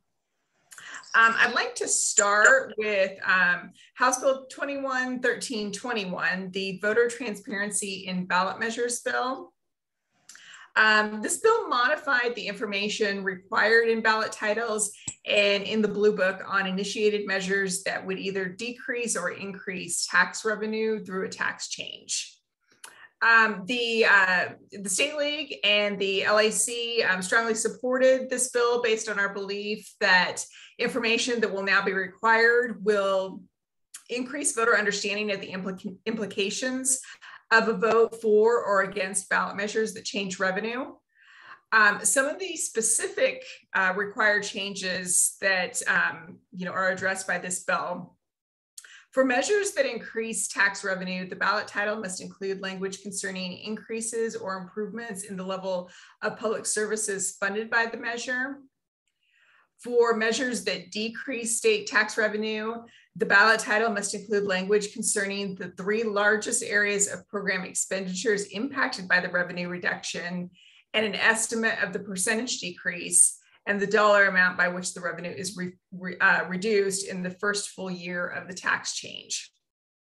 And for measures that decrease local property tax revenue, the ballot title must include language about the types of local districts affected and an estimate of the statewide decrease in property tax revenue. So again, our fiscal structure in Colorado tends to be complicated. We feel this bill is a great step in ensuring that voters have the information they need to make informed decisions in their votes. So we were very supportive of it. I also want to touch on Senate Bill 21-188, the Ballot Access for Voters with Disability bill. This bill made changes to current law that allows a voter with a disability to use an electronic voting device that produces a paper record to vote in a mail ballot election. If the voter receives a ballot through an electronic voting device via the disabled voter law, the voter was previously required to print the ballot to return it to the applicable election official. The bill made a change that will now allow a voter to either print the ballot or return the ballot by electronic transmission if printing the ballot isn't feasible. So LAC lobbying efforts in this did result in an important change that we wanted to make sure everyone is aware of. We were really focused on limiting the ability to submit an electronic ballot to those with print disabilities. This was an effort to balance the 2 very important priorities of ensuring that all voters with disabilities are able to vote and to also protect the security of our elections. So, it was kind of a difficult place to be in some ways because, these 2 extremely important priorities, in some ways, I think we're seen as being kind of in opposition to each other. But I think by working with the bill sponsors to get language incorporated that really narrowed the use of this provision to voters with a print disability, those voters that really need this type of assistance to vote, we think important steps were made to preserve election security. So that was some work that we were really pleased with and wanted to make sure that everyone was aware of that as well. The last bill that I want to touch on that will have some impact on the ballots is House Bill 21-1011, the Multilingual Ballot Access for Voters bill. This bill requires the Secretary of State and the county clerks to provide multilingual ballot access in counties where either 2,000 citizens or 2.5% of citizens age 18 and up speak English less than very well and speak a shared minority language at home. Specifically, the bill requires that the Secretary of State establish a multilingual ballot hotline to provide access to qualified translators or interpreters in each of the languages that meet this criteria, or any other language that the Secretary determines is needed to assist electors in understanding the ballot language. The hotline must be established for the general election in November 2022 and for every general election and statewide odd year election after that.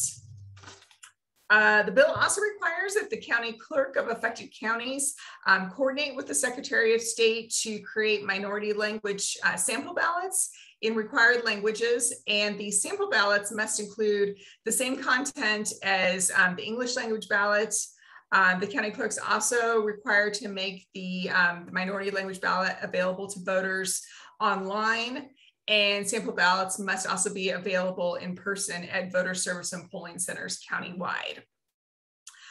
There is expected to be around 22 counties that are impacted by this, so it will have a pretty broad reach, but is another instance of a bill that we were very supportive of, in the sense that it is facilitating voting access and the voting process for individuals who may be less than comfortable with English, so in speaking English. So again, just a quick highlight of some of the important legislation that passed this session that will have an impact on the ballot. I will go ahead and stop sharing my screen to see if there are any questions. But beyond that, I think we are headed into a break shortly. But first I'll pause to see if there are any questions. I would like to state to everyone, our ballot issues digital copy did go out to all local league leaders and voter services directors yesterday. It will be posted on our website on Monday. You all may access it before the public release on Monday if you haven't already gotten it through our document library. Sign into the LWVCO website, go to the members tab and down to documents, and you'll see a file called Voter Service Resources. Click the file folder icon next to those words and you will see 2021 Ballot Issues Toolkit. This includes the ballot issues pamphlet in PDF and Word versions. There are infographics on each of the 3 ballot issues that are suitable for social media. And there are 2 PowerPoints, one with a whole lot of information about each ballot issue that's suitable to stand alone, and one with less information on each slide with speaker notes. On Monday, we will be adding Spanish versions of all of these as well. Our translator is running slightly behind, and we will be getting, of course, printed versions to you all, hopefully by October 2nd at the very latest. Thank you, Beth. I don't see any other questions, and if we don't have any, then I think it's time for a break, and we'll see everyone back here at 11:45 promptly. Thank you.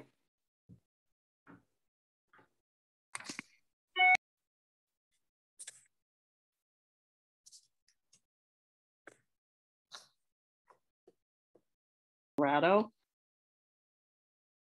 They are Allie Belknap, who is a senior organizing manager at the New Era Colorado and is a firm believer in the power of progressivism and youth power. Her work at New Era Colorado has encompassed voter registration, education, and turnout, tying in the critical issues that matter to young people. Our other speaker from New Era Colorado is Victoria Dade, who is a senior advocacy manager for New Era and a Let My People Vote coordinator for Soul to Soul Sisters. Since 2016, they have worked on 3 elections, mobilizing young people and young Black folk to vote and take action on issues they care about. She's also trained dozens of college students to be abortion rights organizers on 3 campuses in Colorado, and leads successful campaigns to combat the stigmatizing work that anti-abortion counseling centers do on our campuses. In 2019, she launched the Youth Activities for Abortion Access Summit. It's been hosted annually for the last 3 years. In 2020, they took on the role of Let My People Vote coordinator where they published Colorado's first Black woman's voter guide and mobilized Black communities to vote in the election. This work allows her to have conversations with Black folks in her community about the issues at stake and ways to take action through elections and legislative work. She is passionate about empowering our communities with the information they need to make our voices heard by decision makers and to hold them accountable to our demands. I'm pleased to welcome Allie and Victoria from Getting Out the Young People Vote. Welcome, and I'm turning it over to you at this time. Good morning. I'm Allie. I use she, her pronouns. Victoria's also here and really excited to be invited to speak with you all today. It's really exciting to hear all of your work and initiatives to reach young people, and just really happy to be able to talk about that today. So I guess something we both wanted to kick this off with was just a question for folks to chew on. Actually my question is this, what work needs to be done within our communities right now and within your communities right now? And why do you want to turn out and to engage young people? So I'll just let everybody sit with that question as the starting point. And then I will, I guess briefly before I turn it over to Victoria, I'll just talk about New Era Colorado for a moment and our founding and who we are and why we do this work. So we were created by and for young people in 2006. A bunch of CU Boulder graduates realized that coming out of college, they really wanted to create a political home for young people and to harness the power of our generation to make the changes that we need to see. And policy and all of that. And so that's how New Era Colorado came to be. And we're really, you can see that kind of traced through everything we do, being by and for young people and engaging young folks, registering tons of voters, turning out tons of young voters, engaging young folks on student debt, abortion, on climate, and on the issues that really matter to us. And the last thing I'll say is that this year, Lauren, one of our staff members, completed a project called the Youth Agenda Tour. So we actually took this opportunity to listen to young folks and say, what is it that you want us to work on? And so we can chart the future of our organization. So that's where we're at right now, and really happy to be with you today. And I'll turn it over to Victoria. Thanks, Allie. Hi, everyone. I'm Victoria. I use she and they pronouns. And I'll just share a little bit about how Let My People Vote came to be a part of New Era as well. And so Let My People Vote was originally a program run out of Soul to Soul Sisters, which is a Black women-led, faith-based, spiritual, holistic organization based in Denver. And so Soul to Soul Sisters has a lot of expertise doing work by and for Black women and Black communities. And New Era has a lot of expertise doing work by and for young people, and especially doing that work to engage young people in democracy. And so we saw this opportunity to merge our two organizations' expertise and create this program that turns out young Black people to participate in democracy. So we launched that program last year. It's only been going for about a year, so very much still in the beginning phases, very open to experimentation, all of that stuff. So it's pretty fun, and it's very, very much early on. So I can definitely share some of our best practices, but we only have about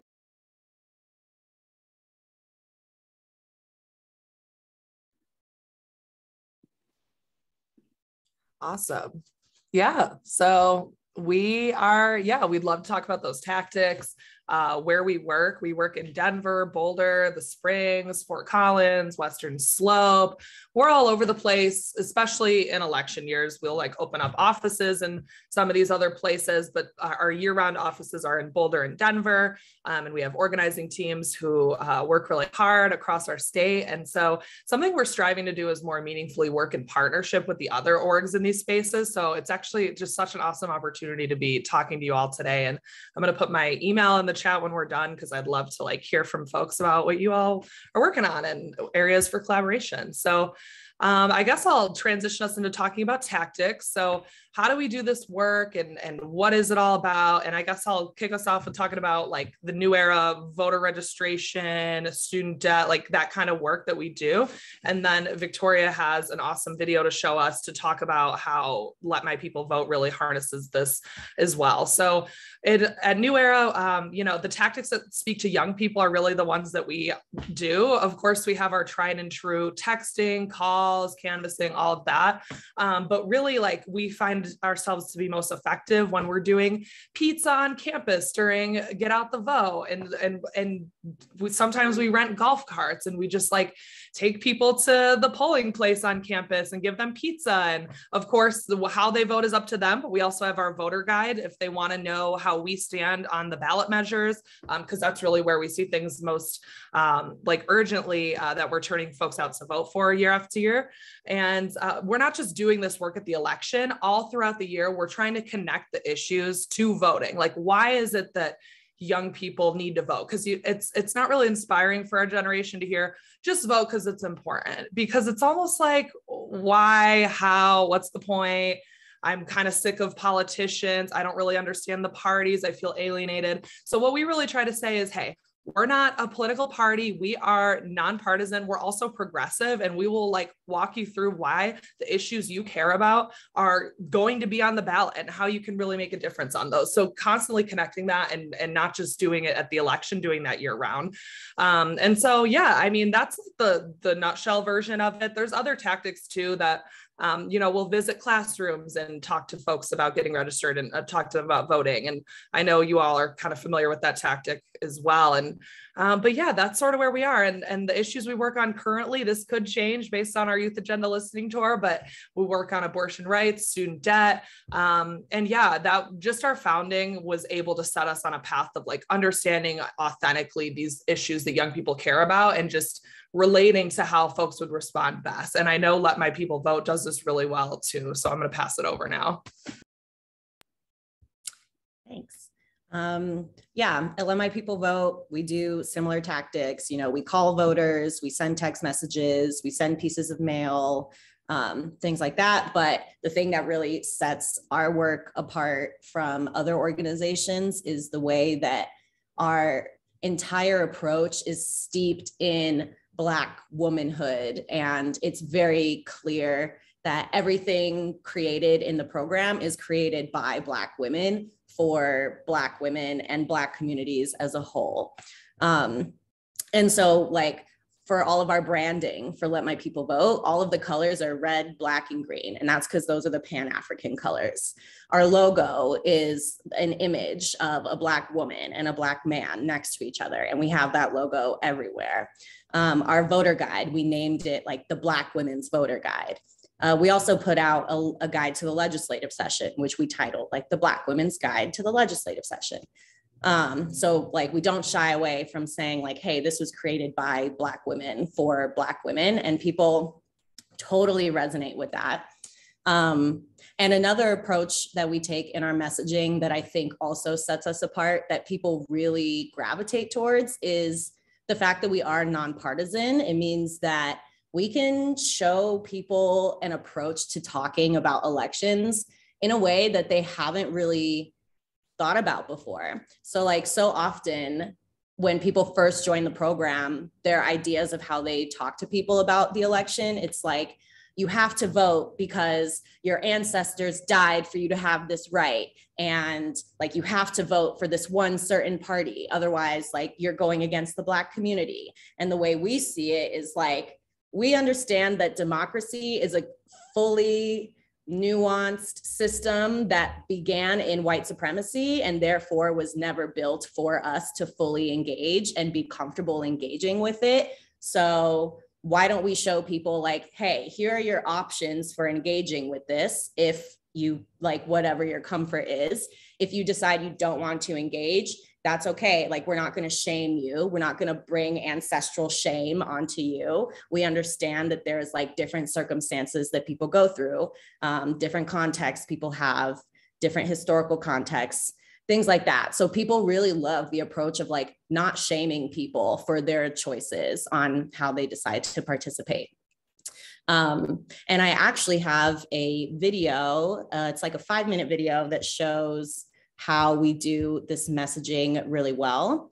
I could either show it now, or if we're feeling like we're running low on time, I can send it for you all to watch it afterwards.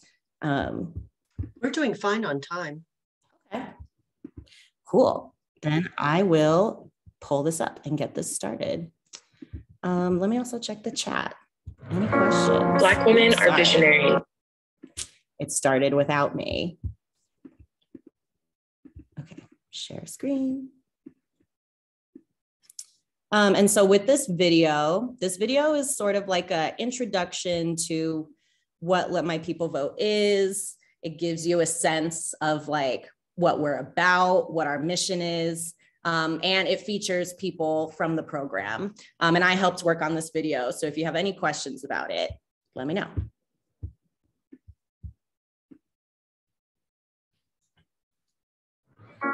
Black women are visionaries. We see potential in people and in movements. Black women came before us, champions for civil rights, recognized the power of the vote, the power held by the people. They knew that we need leaders who see us, who hear us, and who listen.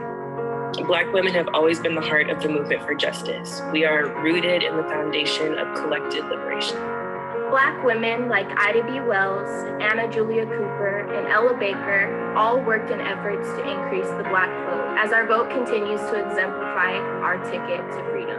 We have no intention of stopping this fight until we have eradicated every single remnant of racism in this country. We want to live as decent human beings in America.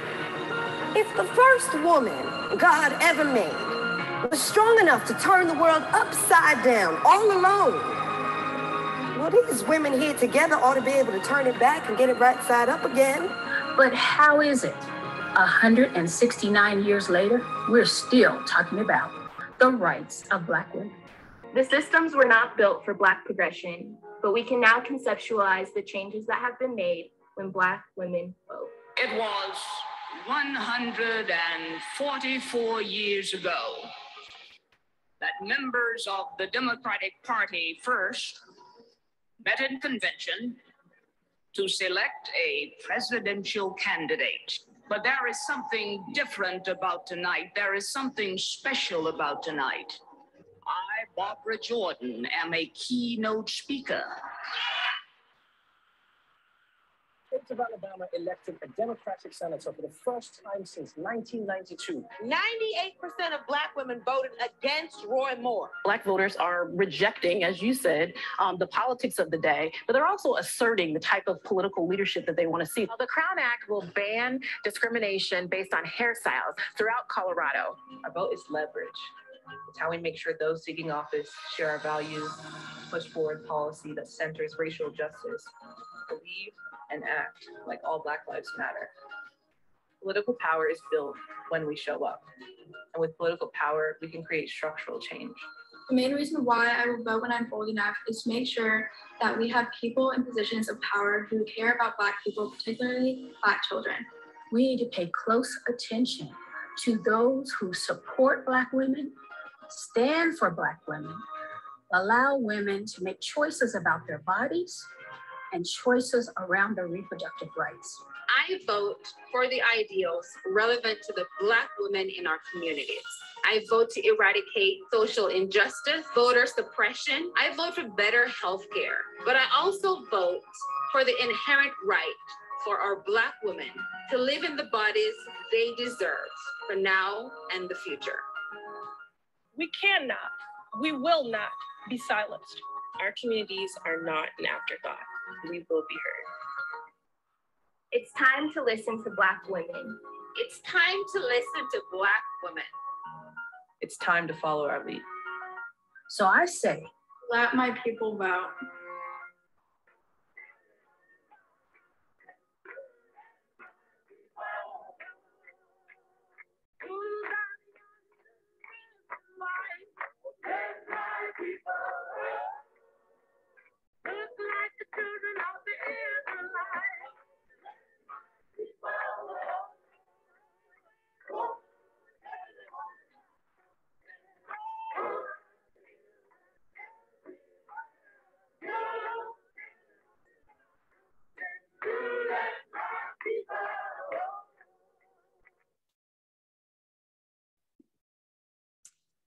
right. Thanks everybody for letting me show that video. Feel free to send in the chat, like if you have any thoughts on that, any feelings you want to share. Yeah, people usually want to like talk about that video. So beautiful and powerful. Yep, totally. I think I can speak for all of us when I say that the League would like to be considered an ally and partner. Awesome. That's great. Let me write that down so I can follow up. Great. Yeah, anyone else want to share anything? Oops, I'm not looking at a view. One program that our statewide membership tends to be pretty familiar with is the Eliza Pickerel Route Award. And we see a lot of opportunity for partnership there. However, we're open to any other forms of partnership that you all might see. Can you speak to that at all without me putting you on the spot? I can jump in here. I love that you brought this up. So we have tried over the past couple of years to really engage on the Eliza Pickerel Route Award. What we have found is, and maybe you've experienced this too, it's pretty difficult to get to the 85% mark at a high school, except like we have done it for sure. We have some great partnerships with like Columbine High School. I believe there's a couple other high schools we helped get the award. And in order to really do it, what we found is like the school has to be super down to just let us come in and take over like a whole day in the assembly and bring everybody down and we don't miss anybody. And we also found that we needed to develop our own methodology as well, because, you know, if you're familiar with the award, you know that the criteria says you have to get 85% of eligible students registered. And of course, we don't want to put schools in a position where they need to be like, these are the students who are eligible and these are the ones who are not, because that's just like, can be really dangerous when it comes to student citizenship status. And so we created some methodology where we take county-wide data on estimations about citizenship. And we take all the counties where we would figure students would come from those counties to go to this school. And we develop a number, and that's like and then we also estimate how many students are of age for it. And then we use that to create the 85% mark.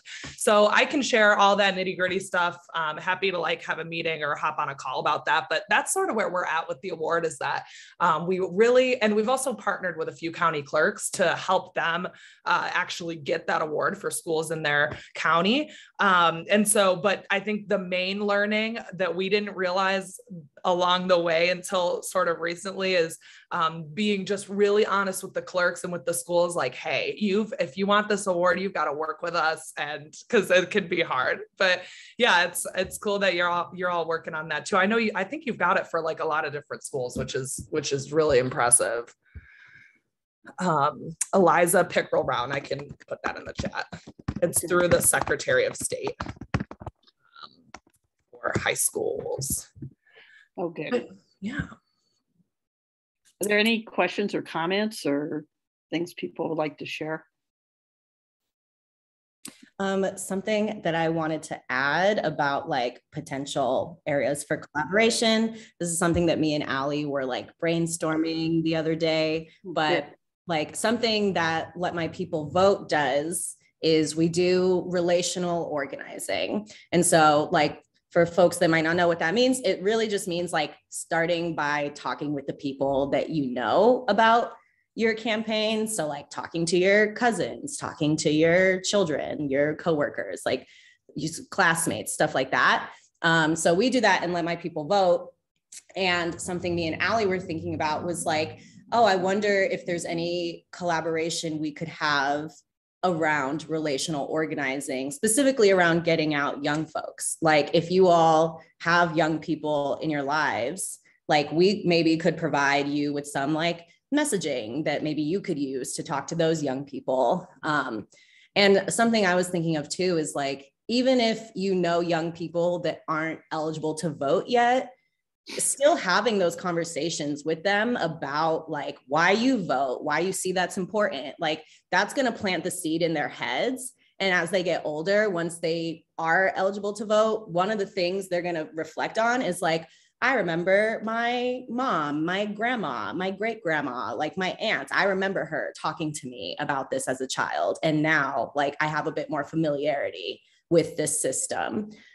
So that was one thing that me and Allie were like connecting about yesterday. If anyone thinks that's interesting. Yeah, no, well, kind of taking a little different approach rather like within family and friends, but we work with community colleges and university groups, and that'd really be helpful to know what those strategies are and how we could work together on them. Yeah, that's super exciting to think about, like the way that we can come together as organizations to build on each other's strengths and like collaborate. And then us being like the organization, one of the organizations who's like mostly young people and all of that, like something that really excites us is to think about intergenerational collaboration and really just like, how can we just all build on each other's strengths and cover this state and in engagement and support for folks who are, you know, needing their voices heard at the end of the day. So cool. Yep, I think that's a great idea, and I think we should get started. Lynn.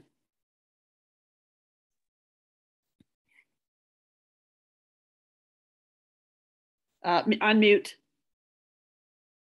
Sorry. There you go. I think it's a great idea to collaborate, and that's how you really understand each other. And I'd like to see all kinds of different, you know, minority groups and special interest groups collaborating together. It's great to see the young people stepping up. My son complains all the time that we ruined everything for him, but you know, it's only ruined if you don't take part. So it's a terrific thing. And I think coming together is when we hear each other and we hear each other's concerns, and then they become all of our concerns. It's very, very smart. It's the way communities work. Any other comments or ideas?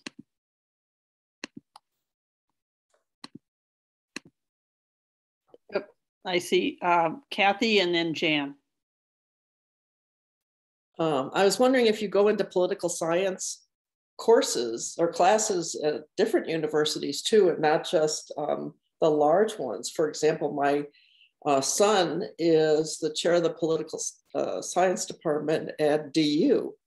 And I think that would be a really good immediate area to be talking to interested students. Yeah, both are like the programs. Oops, sorry, I'm getting a call.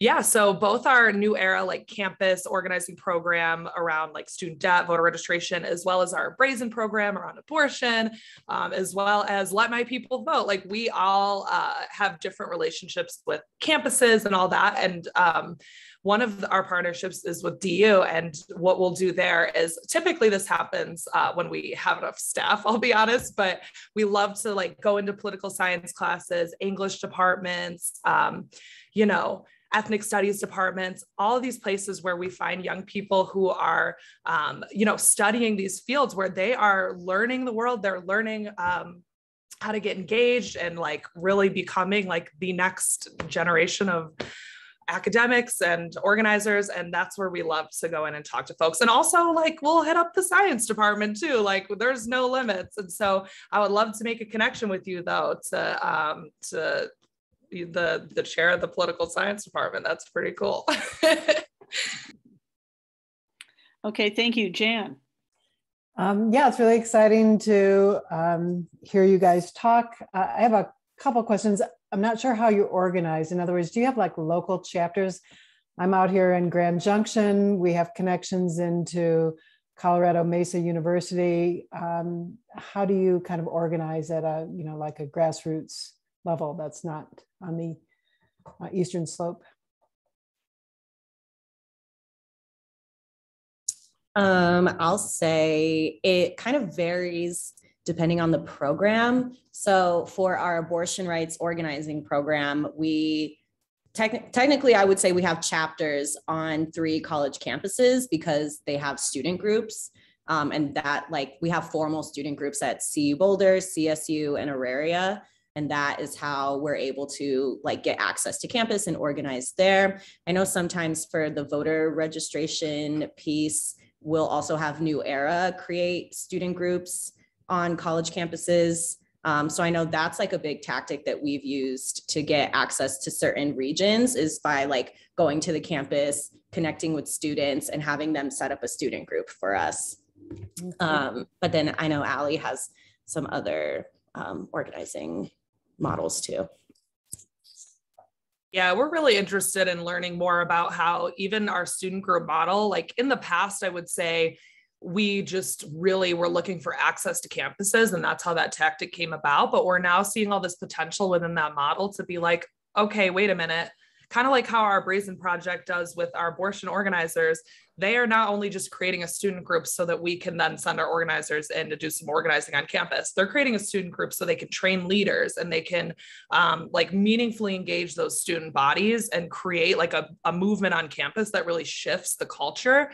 And so we're really looking at how we can take those learnings and branch it out through all the stuff we do. So maybe having like I don't know. We're looking at the ideas for the future on how we can make those like really like hubs where we can kind of not just come in and do the work ourselves, but meaningfully engage those students to give them the resources to like tell us like what's going on campus, what do you need resources for? And also, yeah, let's do the voter registration and get out the vote. Like the sky's the limit.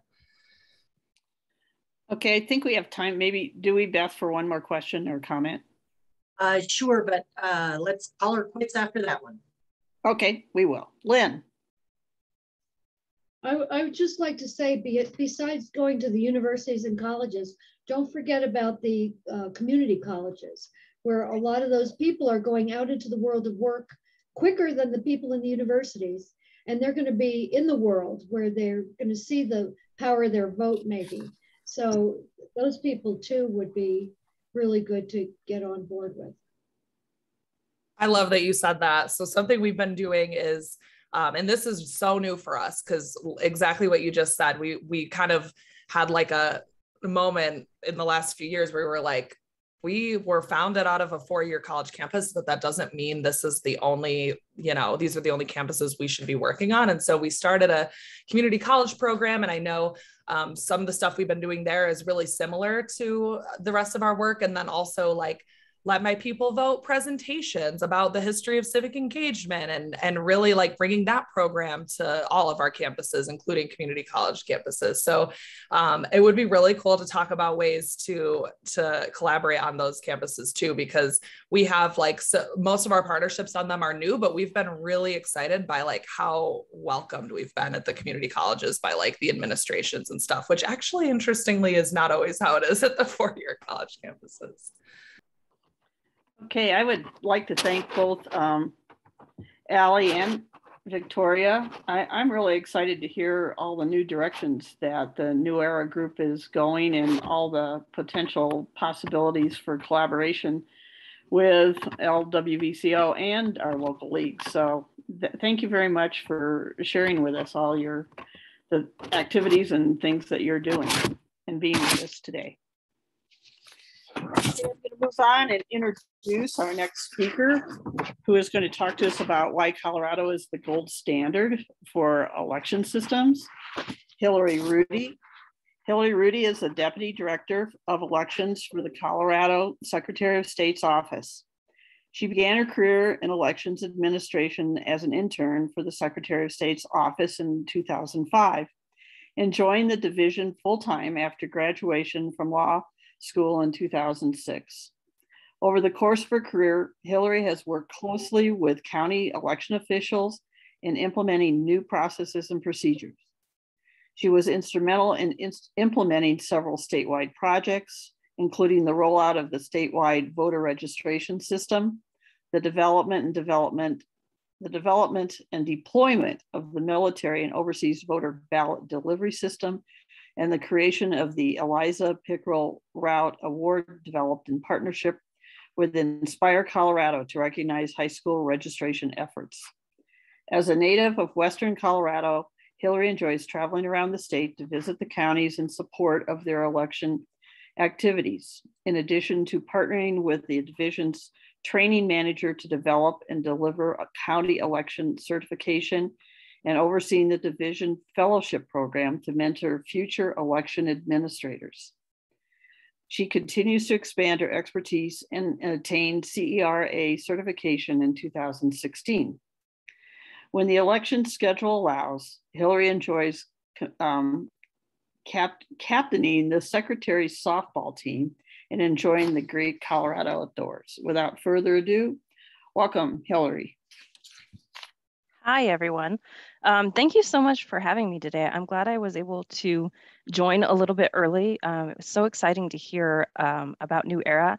And my gosh, that video was so inspiring. It's so cool. I grabbed the link and I'm sharing it with our training partners. So I was also really excited to hear about the Eliza Pickrell Route Award. It's something that's really close to my heart. I sort of started before I started. My mom worked in elections in a county. And so I spent a lot of afternoons and weekends helping for free. And my grandmother always worked as an election judge. And so I've been interested in democracy pretty much my whole life.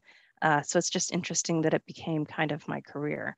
I'm excited always to talk about Colorado's election model, and I could talk about it for hours. So please keep me on track with time. I want to make sure I'm respectful of your schedules. But Colorado's election model is unique and it's cutting edge. It's leading on so many levels, and it's because of partnerships with the League and with other community groups like New Era. And it's been built over time through those partnerships with the state and the counties, partnering with groups to find better, more accessible ways for our voters to engage. So Colorado's model really balances accessibility and security, and you really can't talk about one without the other. And voter registration is really the core of that. And I just realized I'm going to give you my whole presentation without sharing any slides here. And that is, there we go. So let me just share slides while I chat here. So voter registration is really the backbone of our model in Colorado. And there are a lot of aspects to it that I think are pretty important. Automatic voter registration and updates are a pretty new aspect. We started in 2019 in partnership with the Department of Revenue with automatic updates. So if you go into a driver's license office and you update your address with the Department of Revenue, it automatically updates your voter registration record. And this is something that for years voters actually thought was occurring. And so this has really helped keep our records more current and up to date, make sure we're mailing ballots to the correct voters. And then in 2020, we started with automatic registration. So if you go into a driver's license office and you present evidence of citizenship, you're automatically added to the registration list. And you're given an opportunity to select a party or opt out if you choose. But it has become one of the, I would say, highest points of registration now over the last several months. It's been a very successful process.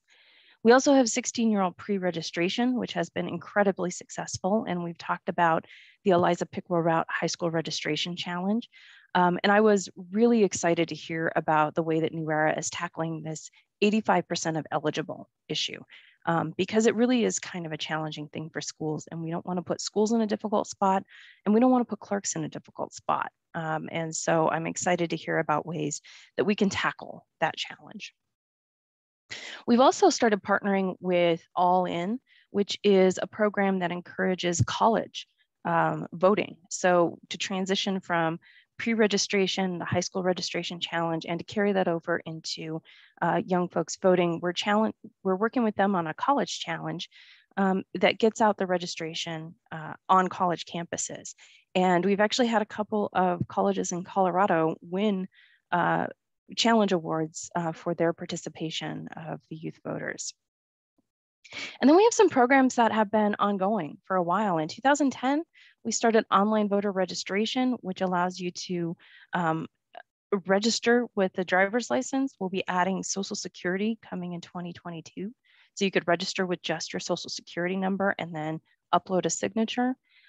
You can update either with a driver's license or a Social Security number online. You can also withdraw if you're moving out of state. So it allows you to do all of the things with your voter registration record that when I started voting, I had to do on a piece of paper and mail in or walk on in person. And then since 2013, we've had same-day voter registration, which really makes sure that whatever happens throughout the year, if you get to election day and you realize there's a problem, it's not a problem. And that's, I think, really key in Colorado, that we can go and take care of it on election day and it's not an issue at all. And all of that really supports our voting model. But key to that voting model is making sure that we have current and accurate lists. And so there are a lot of list maintenance activities that happen to make sure that we are keeping our list current and accurate. So there are quarterly, monthly, daily, and even biennial things that the counties are processing in order to update voter records. So we receive quarterly updates from the U.S. Attorney's Office, and that's for folks who are incarcerated for a felony in the federal system. So that we can get those out to the clerks and they can cancel records accordingly. We also receive monthly data from the National Change of Address. We receive data from the Department of Public Health and Environment and the Social Security Administration so that we can update voter records for folks who've moved within state or inactivate and get the process moving for folks who've moved out of state. And then we update on a monthly basis for voters who have died as well. And in election years, we get an extra list from our State Department of Public Health and Environment the month before each election, so that we're making sure that we're updating right before those ballots go out. And then on a daily basis, we receive data from our Colorado Department of Corrections. This was a process that we've been working to implement over the last couple of years with them. It used to be monthly, and then a couple of years ago, we were able to update that to weekly. And then very recently, we've updated that to daily so that we keep that as current as possible. Because over the years, we've actually really reformed in our Colorado law our felon disenfranchisement policies. And so, you know, currently the only folks who are disenfranchised under that felony disenfranchisement clause is folks who are currently incarcerated for a felony conviction.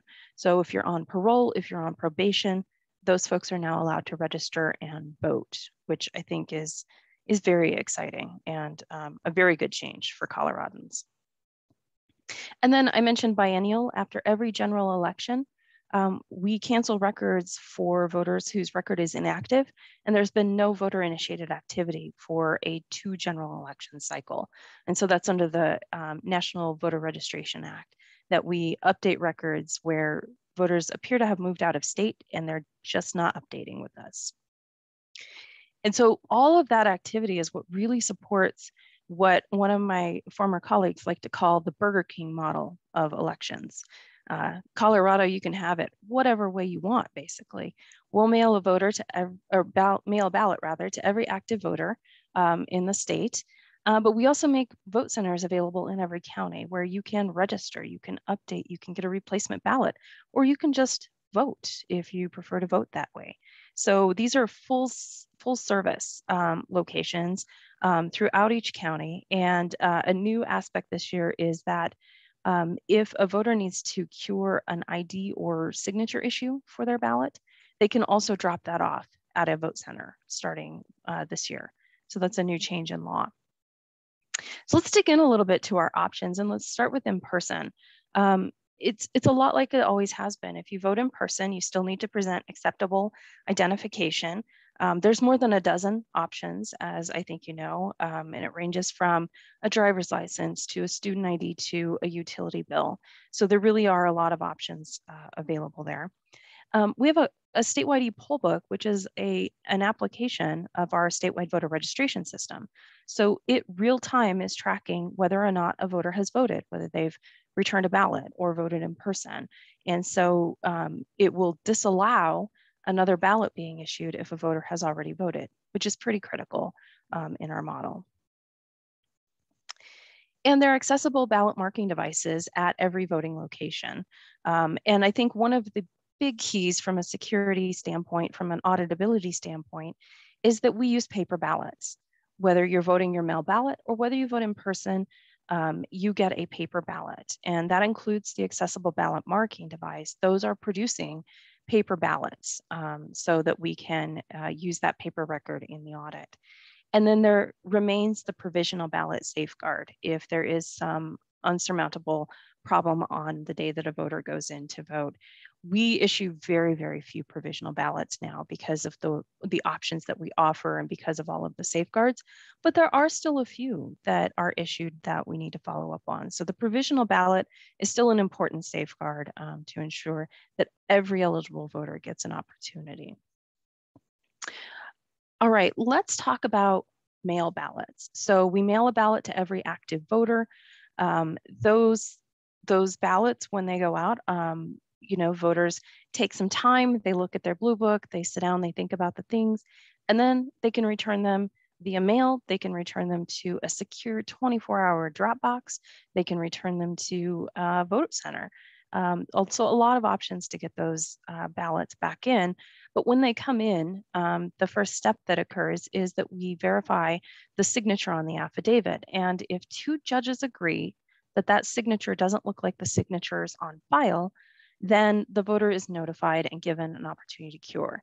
So voters get until 8 days after Election Day to take care of that problem. And as I mentioned, they can now drop that off at a vote center if they'd like. And that's kind of the first step in the process. I mentioned that we've got secure 24-hour drop boxes. We continue to add drop boxes throughout the state to ensure that they're conveniently located for voters in every county. Those ballots are collected daily, sometimes more frequently, depending on the popularity of a box. And it really gives voters a convenient option to drop off their ballot themselves. You can still give your ballot to your friend or your neighbor to drop off, but Colorado does have a requirement that you deliver no more than 10 ballots other than your own to the county. A feature that we added recently statewide in 2020 is ballot tracking.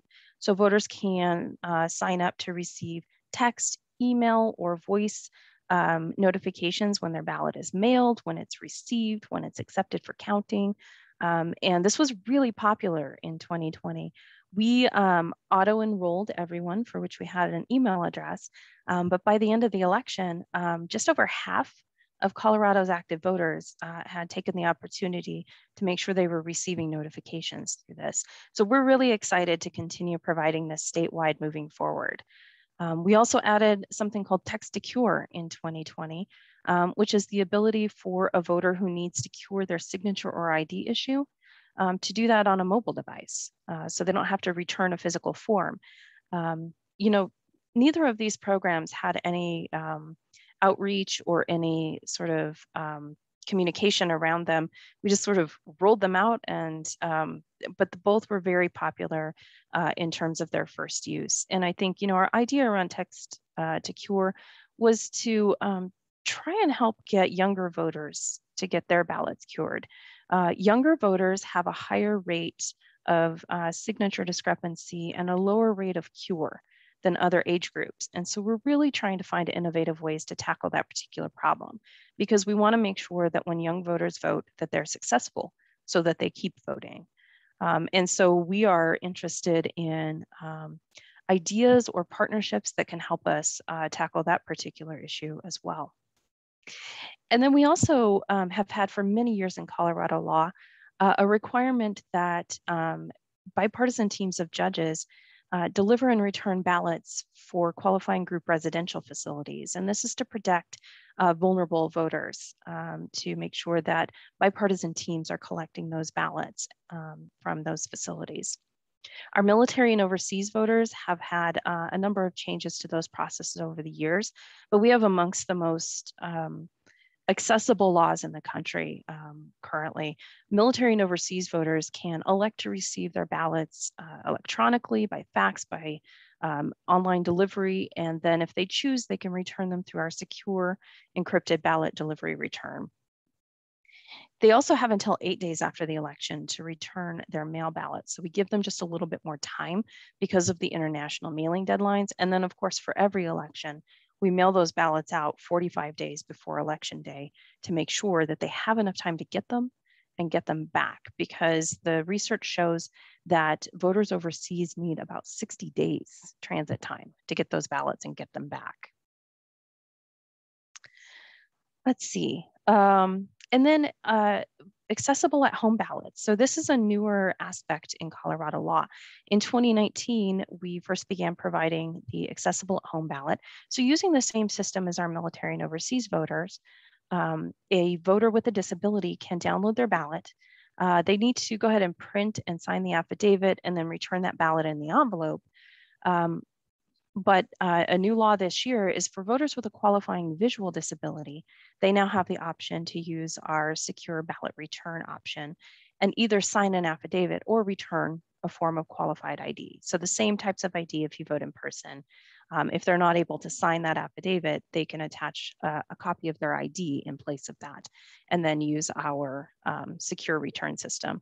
So we continue to work with our partners at the National Federation for the Blind and other disability groups to try and improve those systems to make sure that they're more accessible. And I think that every year we sort of knock down one more barrier there.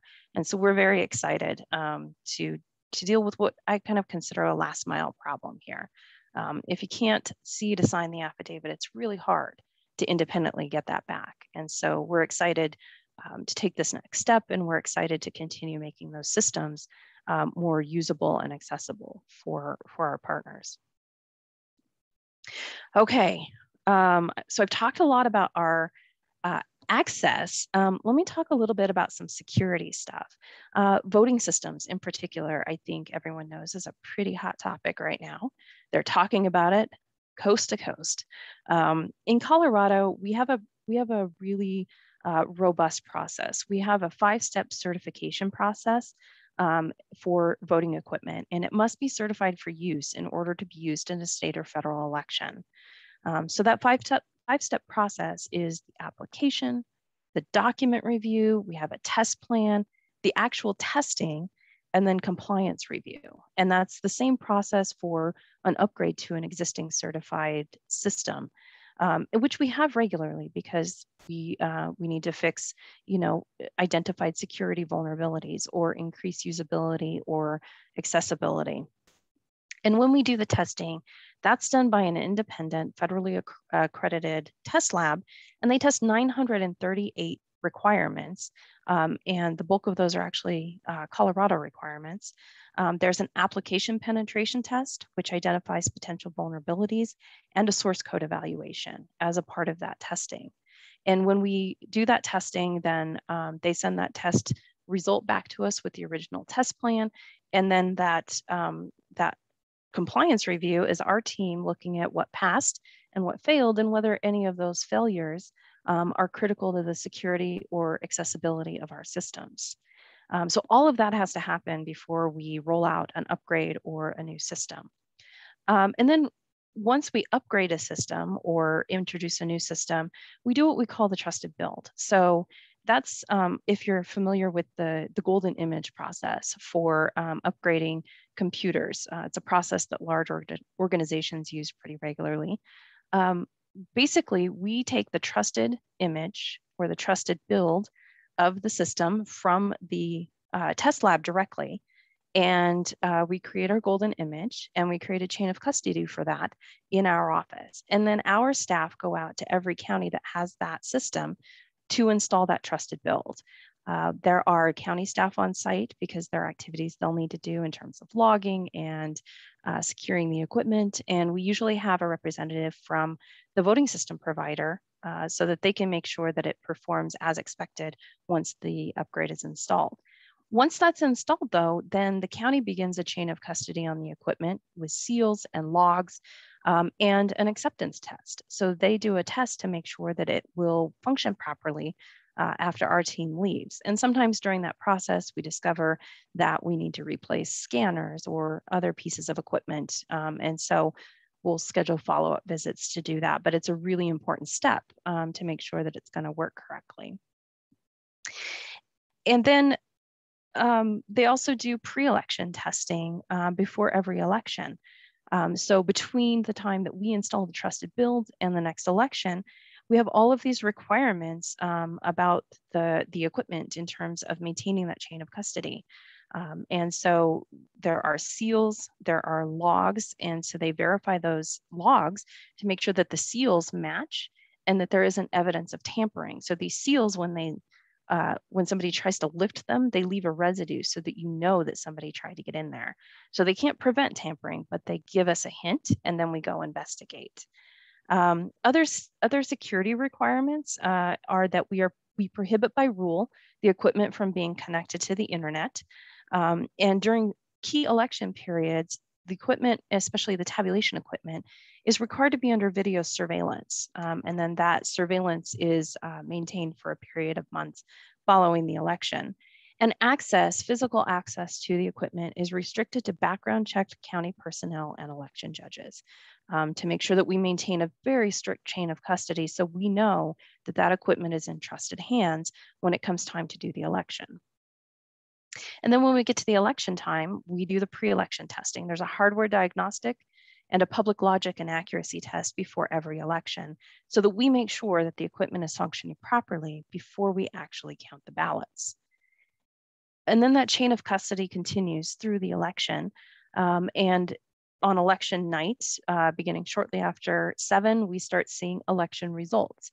Now, election night reporting is unofficial, and it's the results that are posted publicly for folks who are tracking, who won, what contests won. But those are posted on our website. We have pages for every county so that folks can track that and keep track of, whether their candidates are doing well. So we have election night reporting, and then before we canvass the election, we do a first in the nation post-election audit. Our risk limiting audit is incredibly, I would say, cutting edge, and we have hosted a lot of partners from other states who are beginning to implement these as well. We were the first state to do a statewide risk limiting audit in 2017, and we've done one following every election since. This provides us a statistical level of confidence that the outcome is correct, that we announced the correct contest winners.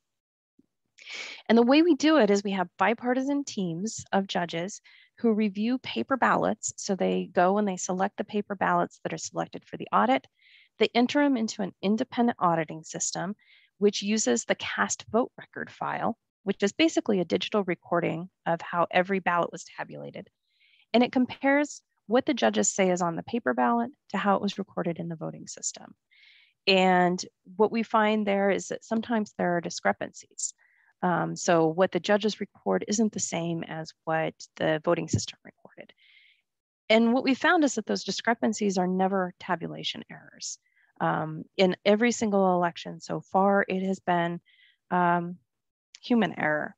It is a voter who marks their ballot inconsistently, a judge pulls the wrong ballot to audit, or they make an error in entering in the voter choice. But the discrepancies are human error. They're not tabulation errors, which I think is pretty critical to understanding how our machines work. Every election that we have done a risk limiting audit in, we have met the risk limit.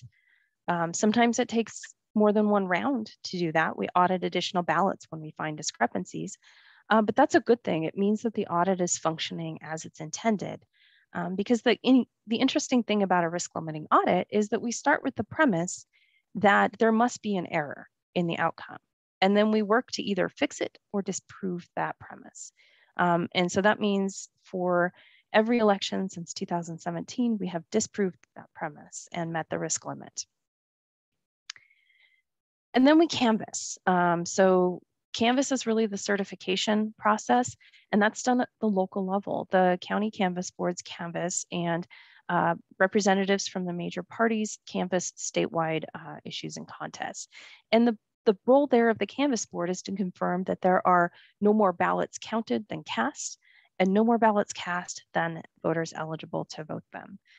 So sometimes that takes a little longer depending on, how things went in the election, but that's the process. And once they determine that, then they certify that to the Secretary of State. And then our office goes through the process of consolidating the results for statewide contests, announcing any recounts that are necessary, or certifying the results of those. And then we publish those results. We publish the data files with the actual data around the results, and we publish the final totals.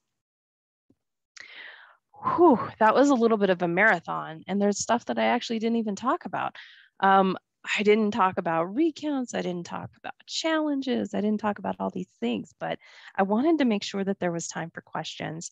And one thing that I didn't talk about that I really want to highlight is our Facts Are Better campaign. So we use these, we call them opinionators, and we try and highlight, the idea that opinions, everybody has opinions and opinions are great, but facts are important when it comes to voting and registration. And so we encourage folks to go to our website or directly to their county clerk and recorder for accurate information with respect to elections.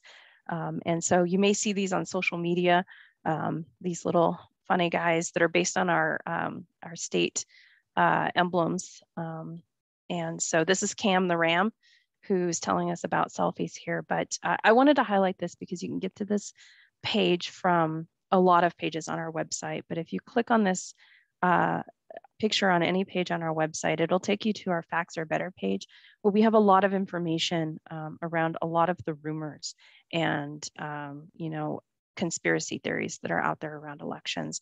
And so it's a really good resource for accurate information. And then our website in general, obviously, is a great resource. So with that, let me go ahead and close out my screen and see what questions there are.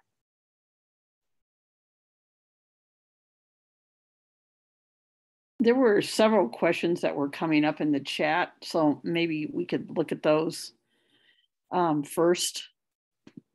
Yeah, let me get this open here. All right. Can a prisoner on work release vote? It depends on what the Department of Corrections considers that status. If they are not incarcerated in a state prison, then they are eligible to register and vote. And so depending on the person's status, when that file comes over from the Department of Corrections, it gives us a flag that tells us that they are incarcerated, and those are the only ones that are not eligible to register and vote. Barbara? Yes. Nancy Ulrich, Denver. I want our speaker to know and make sure the Secretary of State knows that 2 people doing voter service in Denver, Ann Duncan and Jeanette Scotland, Ann in particular, were in both the prisons, the prison and the jail, registering eligible people last year and helping them vote as well. There was complete cooperation from the sheriff's office, and while it was very difficult and very challenging and very time intensive, that has happened under the program that allows those who are finished their parole or whatever, or misdemeanor people to vote. Thank you. Yeah, thank you, Nancy. We have heard about some incredible success out there in the last couple of years with a lot of cooperation and a lot of community involvement. And we honestly, I don't think, would see that success without the partnership of the Colorado Criminal Justice Coalition. They've been really good partners over the years in helping us improve that relationship, get into the jails. Counties are working very closely with their facilities to try and make sure that eligible voters have the registration materials and are able to vote. And so thank you for highlighting that. That's a very good point. Let's see, why should we trust Dominion? That's a hard question, right? Because you have to kind of disprove something and disprove something that is just not a thing. Here's the thing, guys. We implemented Dominion voting in 62 counties.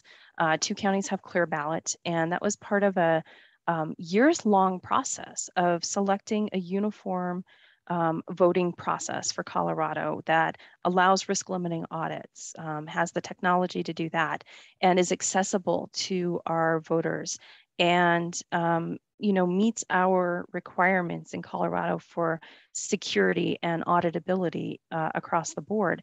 And I think that it's hard to say trust an independent company. What I would say is trust your neighbors and your friends and your family who work as election judges, because those are the folks who are actually running the election. What the Dominion system does is it tabulates votes.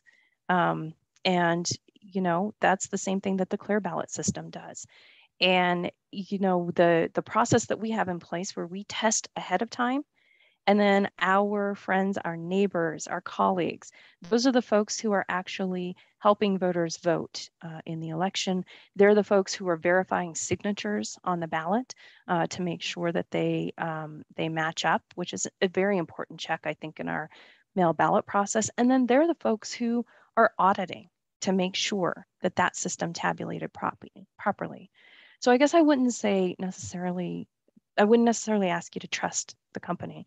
I would ask you to trust each other.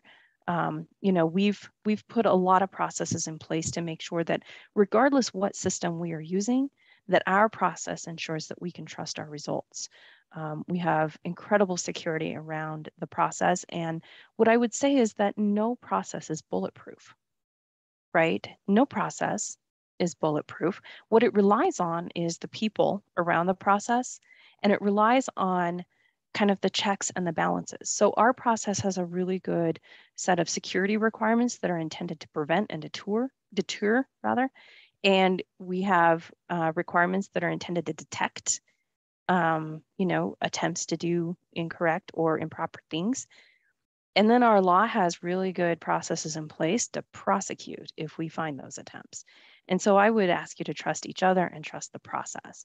I don't think it's fair to ask you to trust the system, but we use a system in our process, which I do think is important to trust.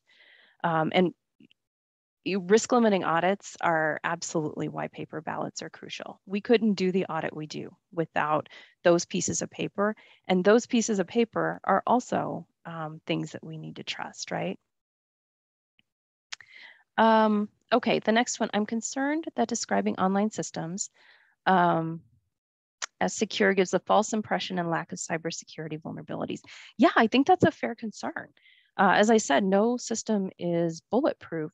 What I will say about our online voter registration system, which is maintained by our office, our IT department, is that our IT department is continuously testing and looking for vulnerabilities, having vulnerability scans done by the Department of Homeland Security, and patching and working to try and close those. We were the first state in the country to implement two-factor authentication for our statewide voter registration system. And we did that because we felt like that was a particular vulnerability.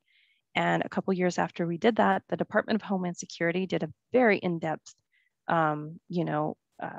assessment where they kind of try and go and break into everything, right? With our permission, obviously, and under the supervision of our staff. But what they found is that our two-factor authentication is the thing that kept folks out of that system. So we are continually aware that you can't stop today because the threat today is not the threat tomorrow. And so we're continuing to work on that. And we require the same of vendors that we work with. So I mentioned that when we roll out upgrades to the voting system, part of the reason we do that is to patch security vulnerabilities. It's just like your phone. You have to keep patching your phone. You have to keep patching your computer. You have to keep patching to make sure that you are protecting against known vulnerabilities, but you're always vigilant against potential future vulnerabilities. Some of the things we have in place for our voter registration system and for other systems is that we have known IP addresses for our counties. And so we drop a net and we disallow IP addresses that aren't known and friendly so that we protect against attacks. We have to give a lot more access for our military and overseas voters because we don't know where they're contacting us from. But we do actively block IP addresses that are attempting to attack us.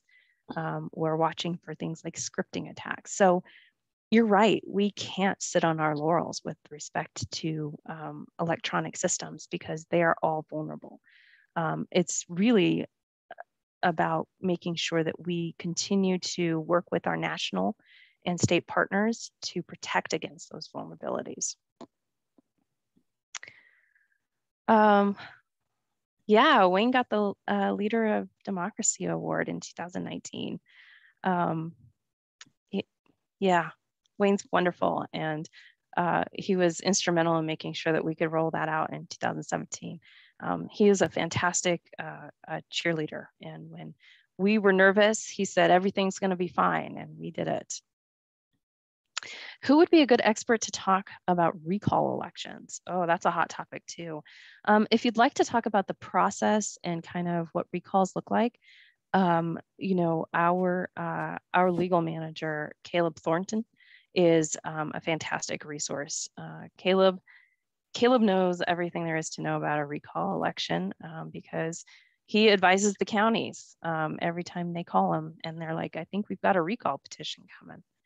He also advises our ballot access team when we think we've got a state recall petition coming. All right. Can we have, Lori? oh, yes. I was going to say, we have a couple other people that have their hands raised who have some quick questions. We're going to have to wrap this up, but maybe we can address those. Linnea.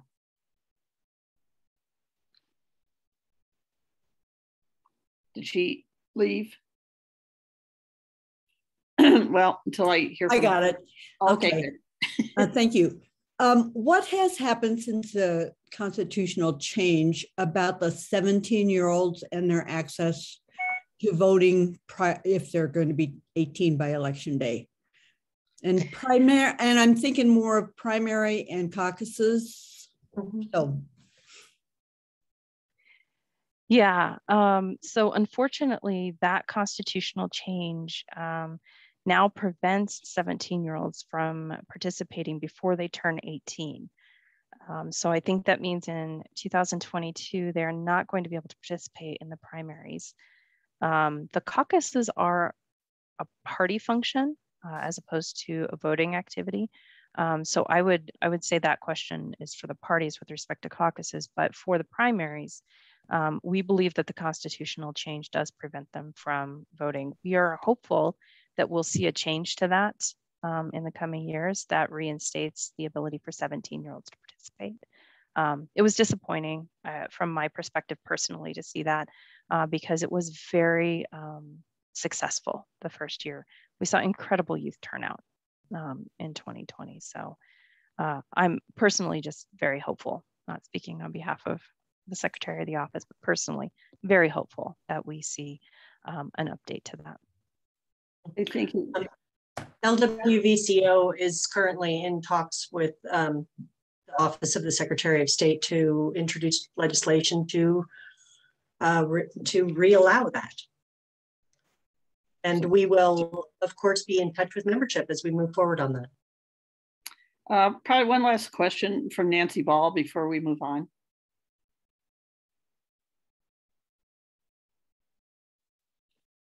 We need to unmute.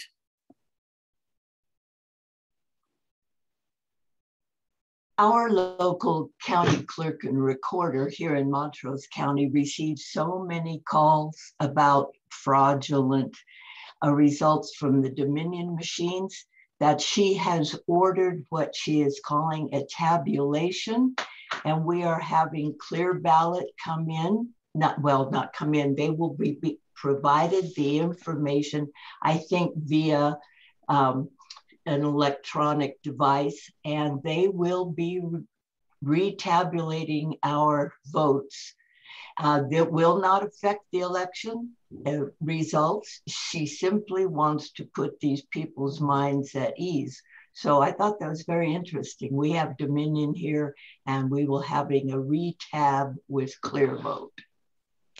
Yeah, Nancy, a few counties have done that when they've been under similar pressure from their constituents. So I think that she's following in the footsteps of some of her colleagues. Yeah. It's tough, very tough.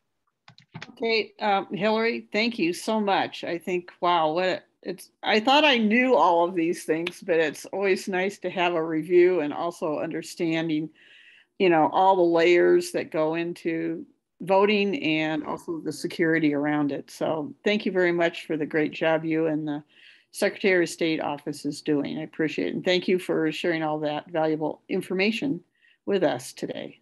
Thank you so much for having me. It was such an honor to be here. Thank you so much. You're welcome.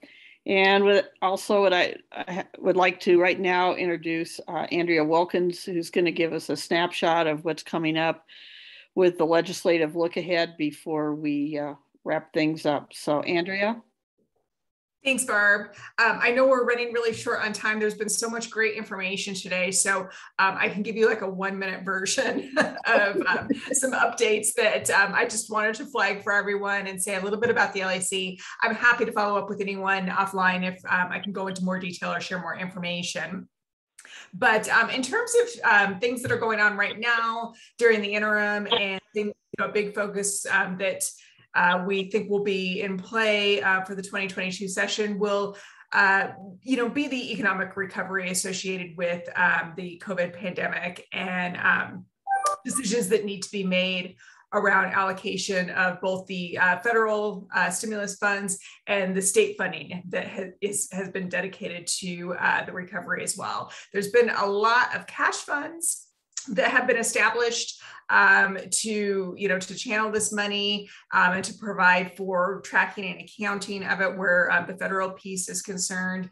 The interim committees are working right now to make decisions about specific allocations, particularly in the area of affordable housing, homeownership, and homelessness, and also behavioral health. The listening sessions that took place in the past few months leading up to the distribution of the federal stimulus indicated that these were huge priorities for communities across Colorado. So we know that the General Assembly is very focused on trying to provide some solutions there.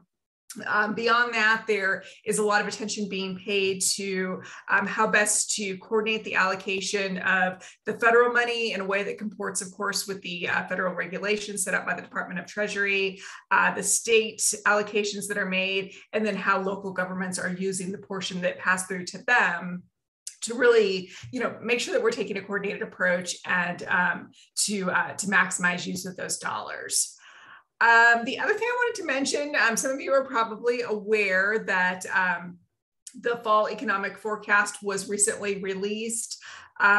Basically, we've heard for a lot of months now that the economic recovery has been quicker and more robust than was initially expected, which is a great thing.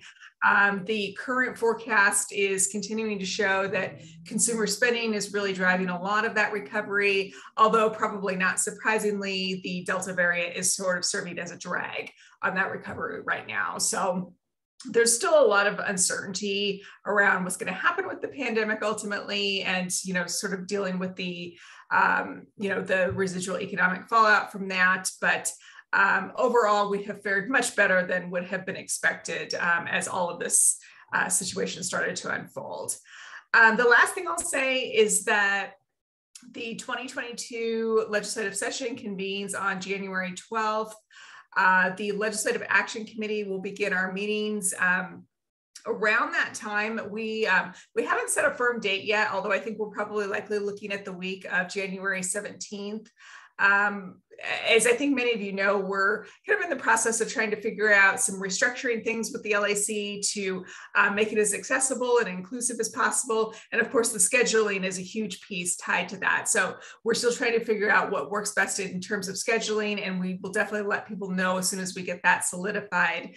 But I want to take a minute just to really encourage everyone, if you have any interest in participating in the LAC, or even, just tuning in to listen to the discussion and, contributing here and there, we really welcome you to do that. We've been meeting remotely since the pandemic started.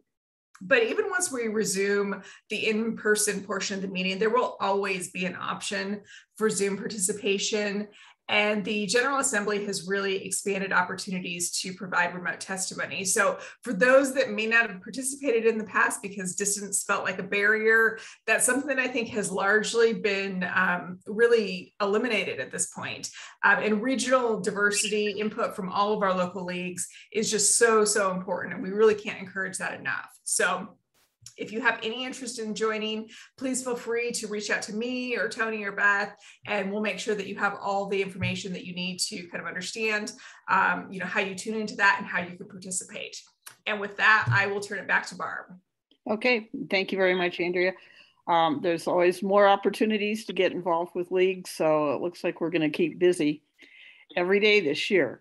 I would like to now turn the end of the wrap up of the end of the program over to our president, Karen Sheet, who has some announcements to say before we sign off. Karen?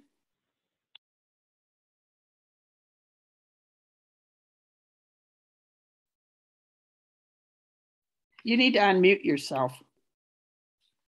Am I unmuted now? No. Okay. Am I unmuted? Yes. Okay.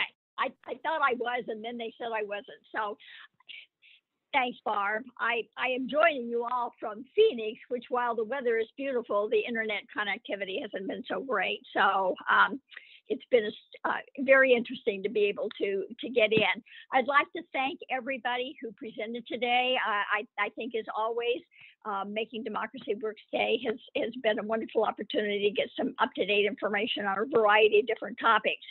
I would like to formally introduce at this time Laura Baker. She is taking Cameron's place as operations manager for the LWVCO office. She's working really hard to get up to speed, and as she has said, she's been drinking water from a fire hose. She came and took minutes at the board meeting last Tuesday, and we are so pleased to have her on board. So the next time you have to call the state office, I imagine you'll probably be talking with Laura.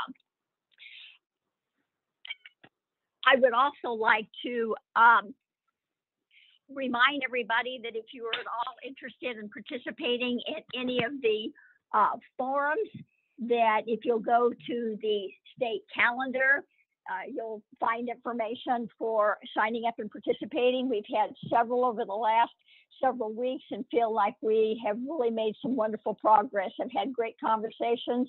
Some wonderful ideas have been shared by local league members regarding not only the challenges that they're facing in their own local leagues on a variety of different topics, from voter services to fundraising to DEI, but also some real successes as well.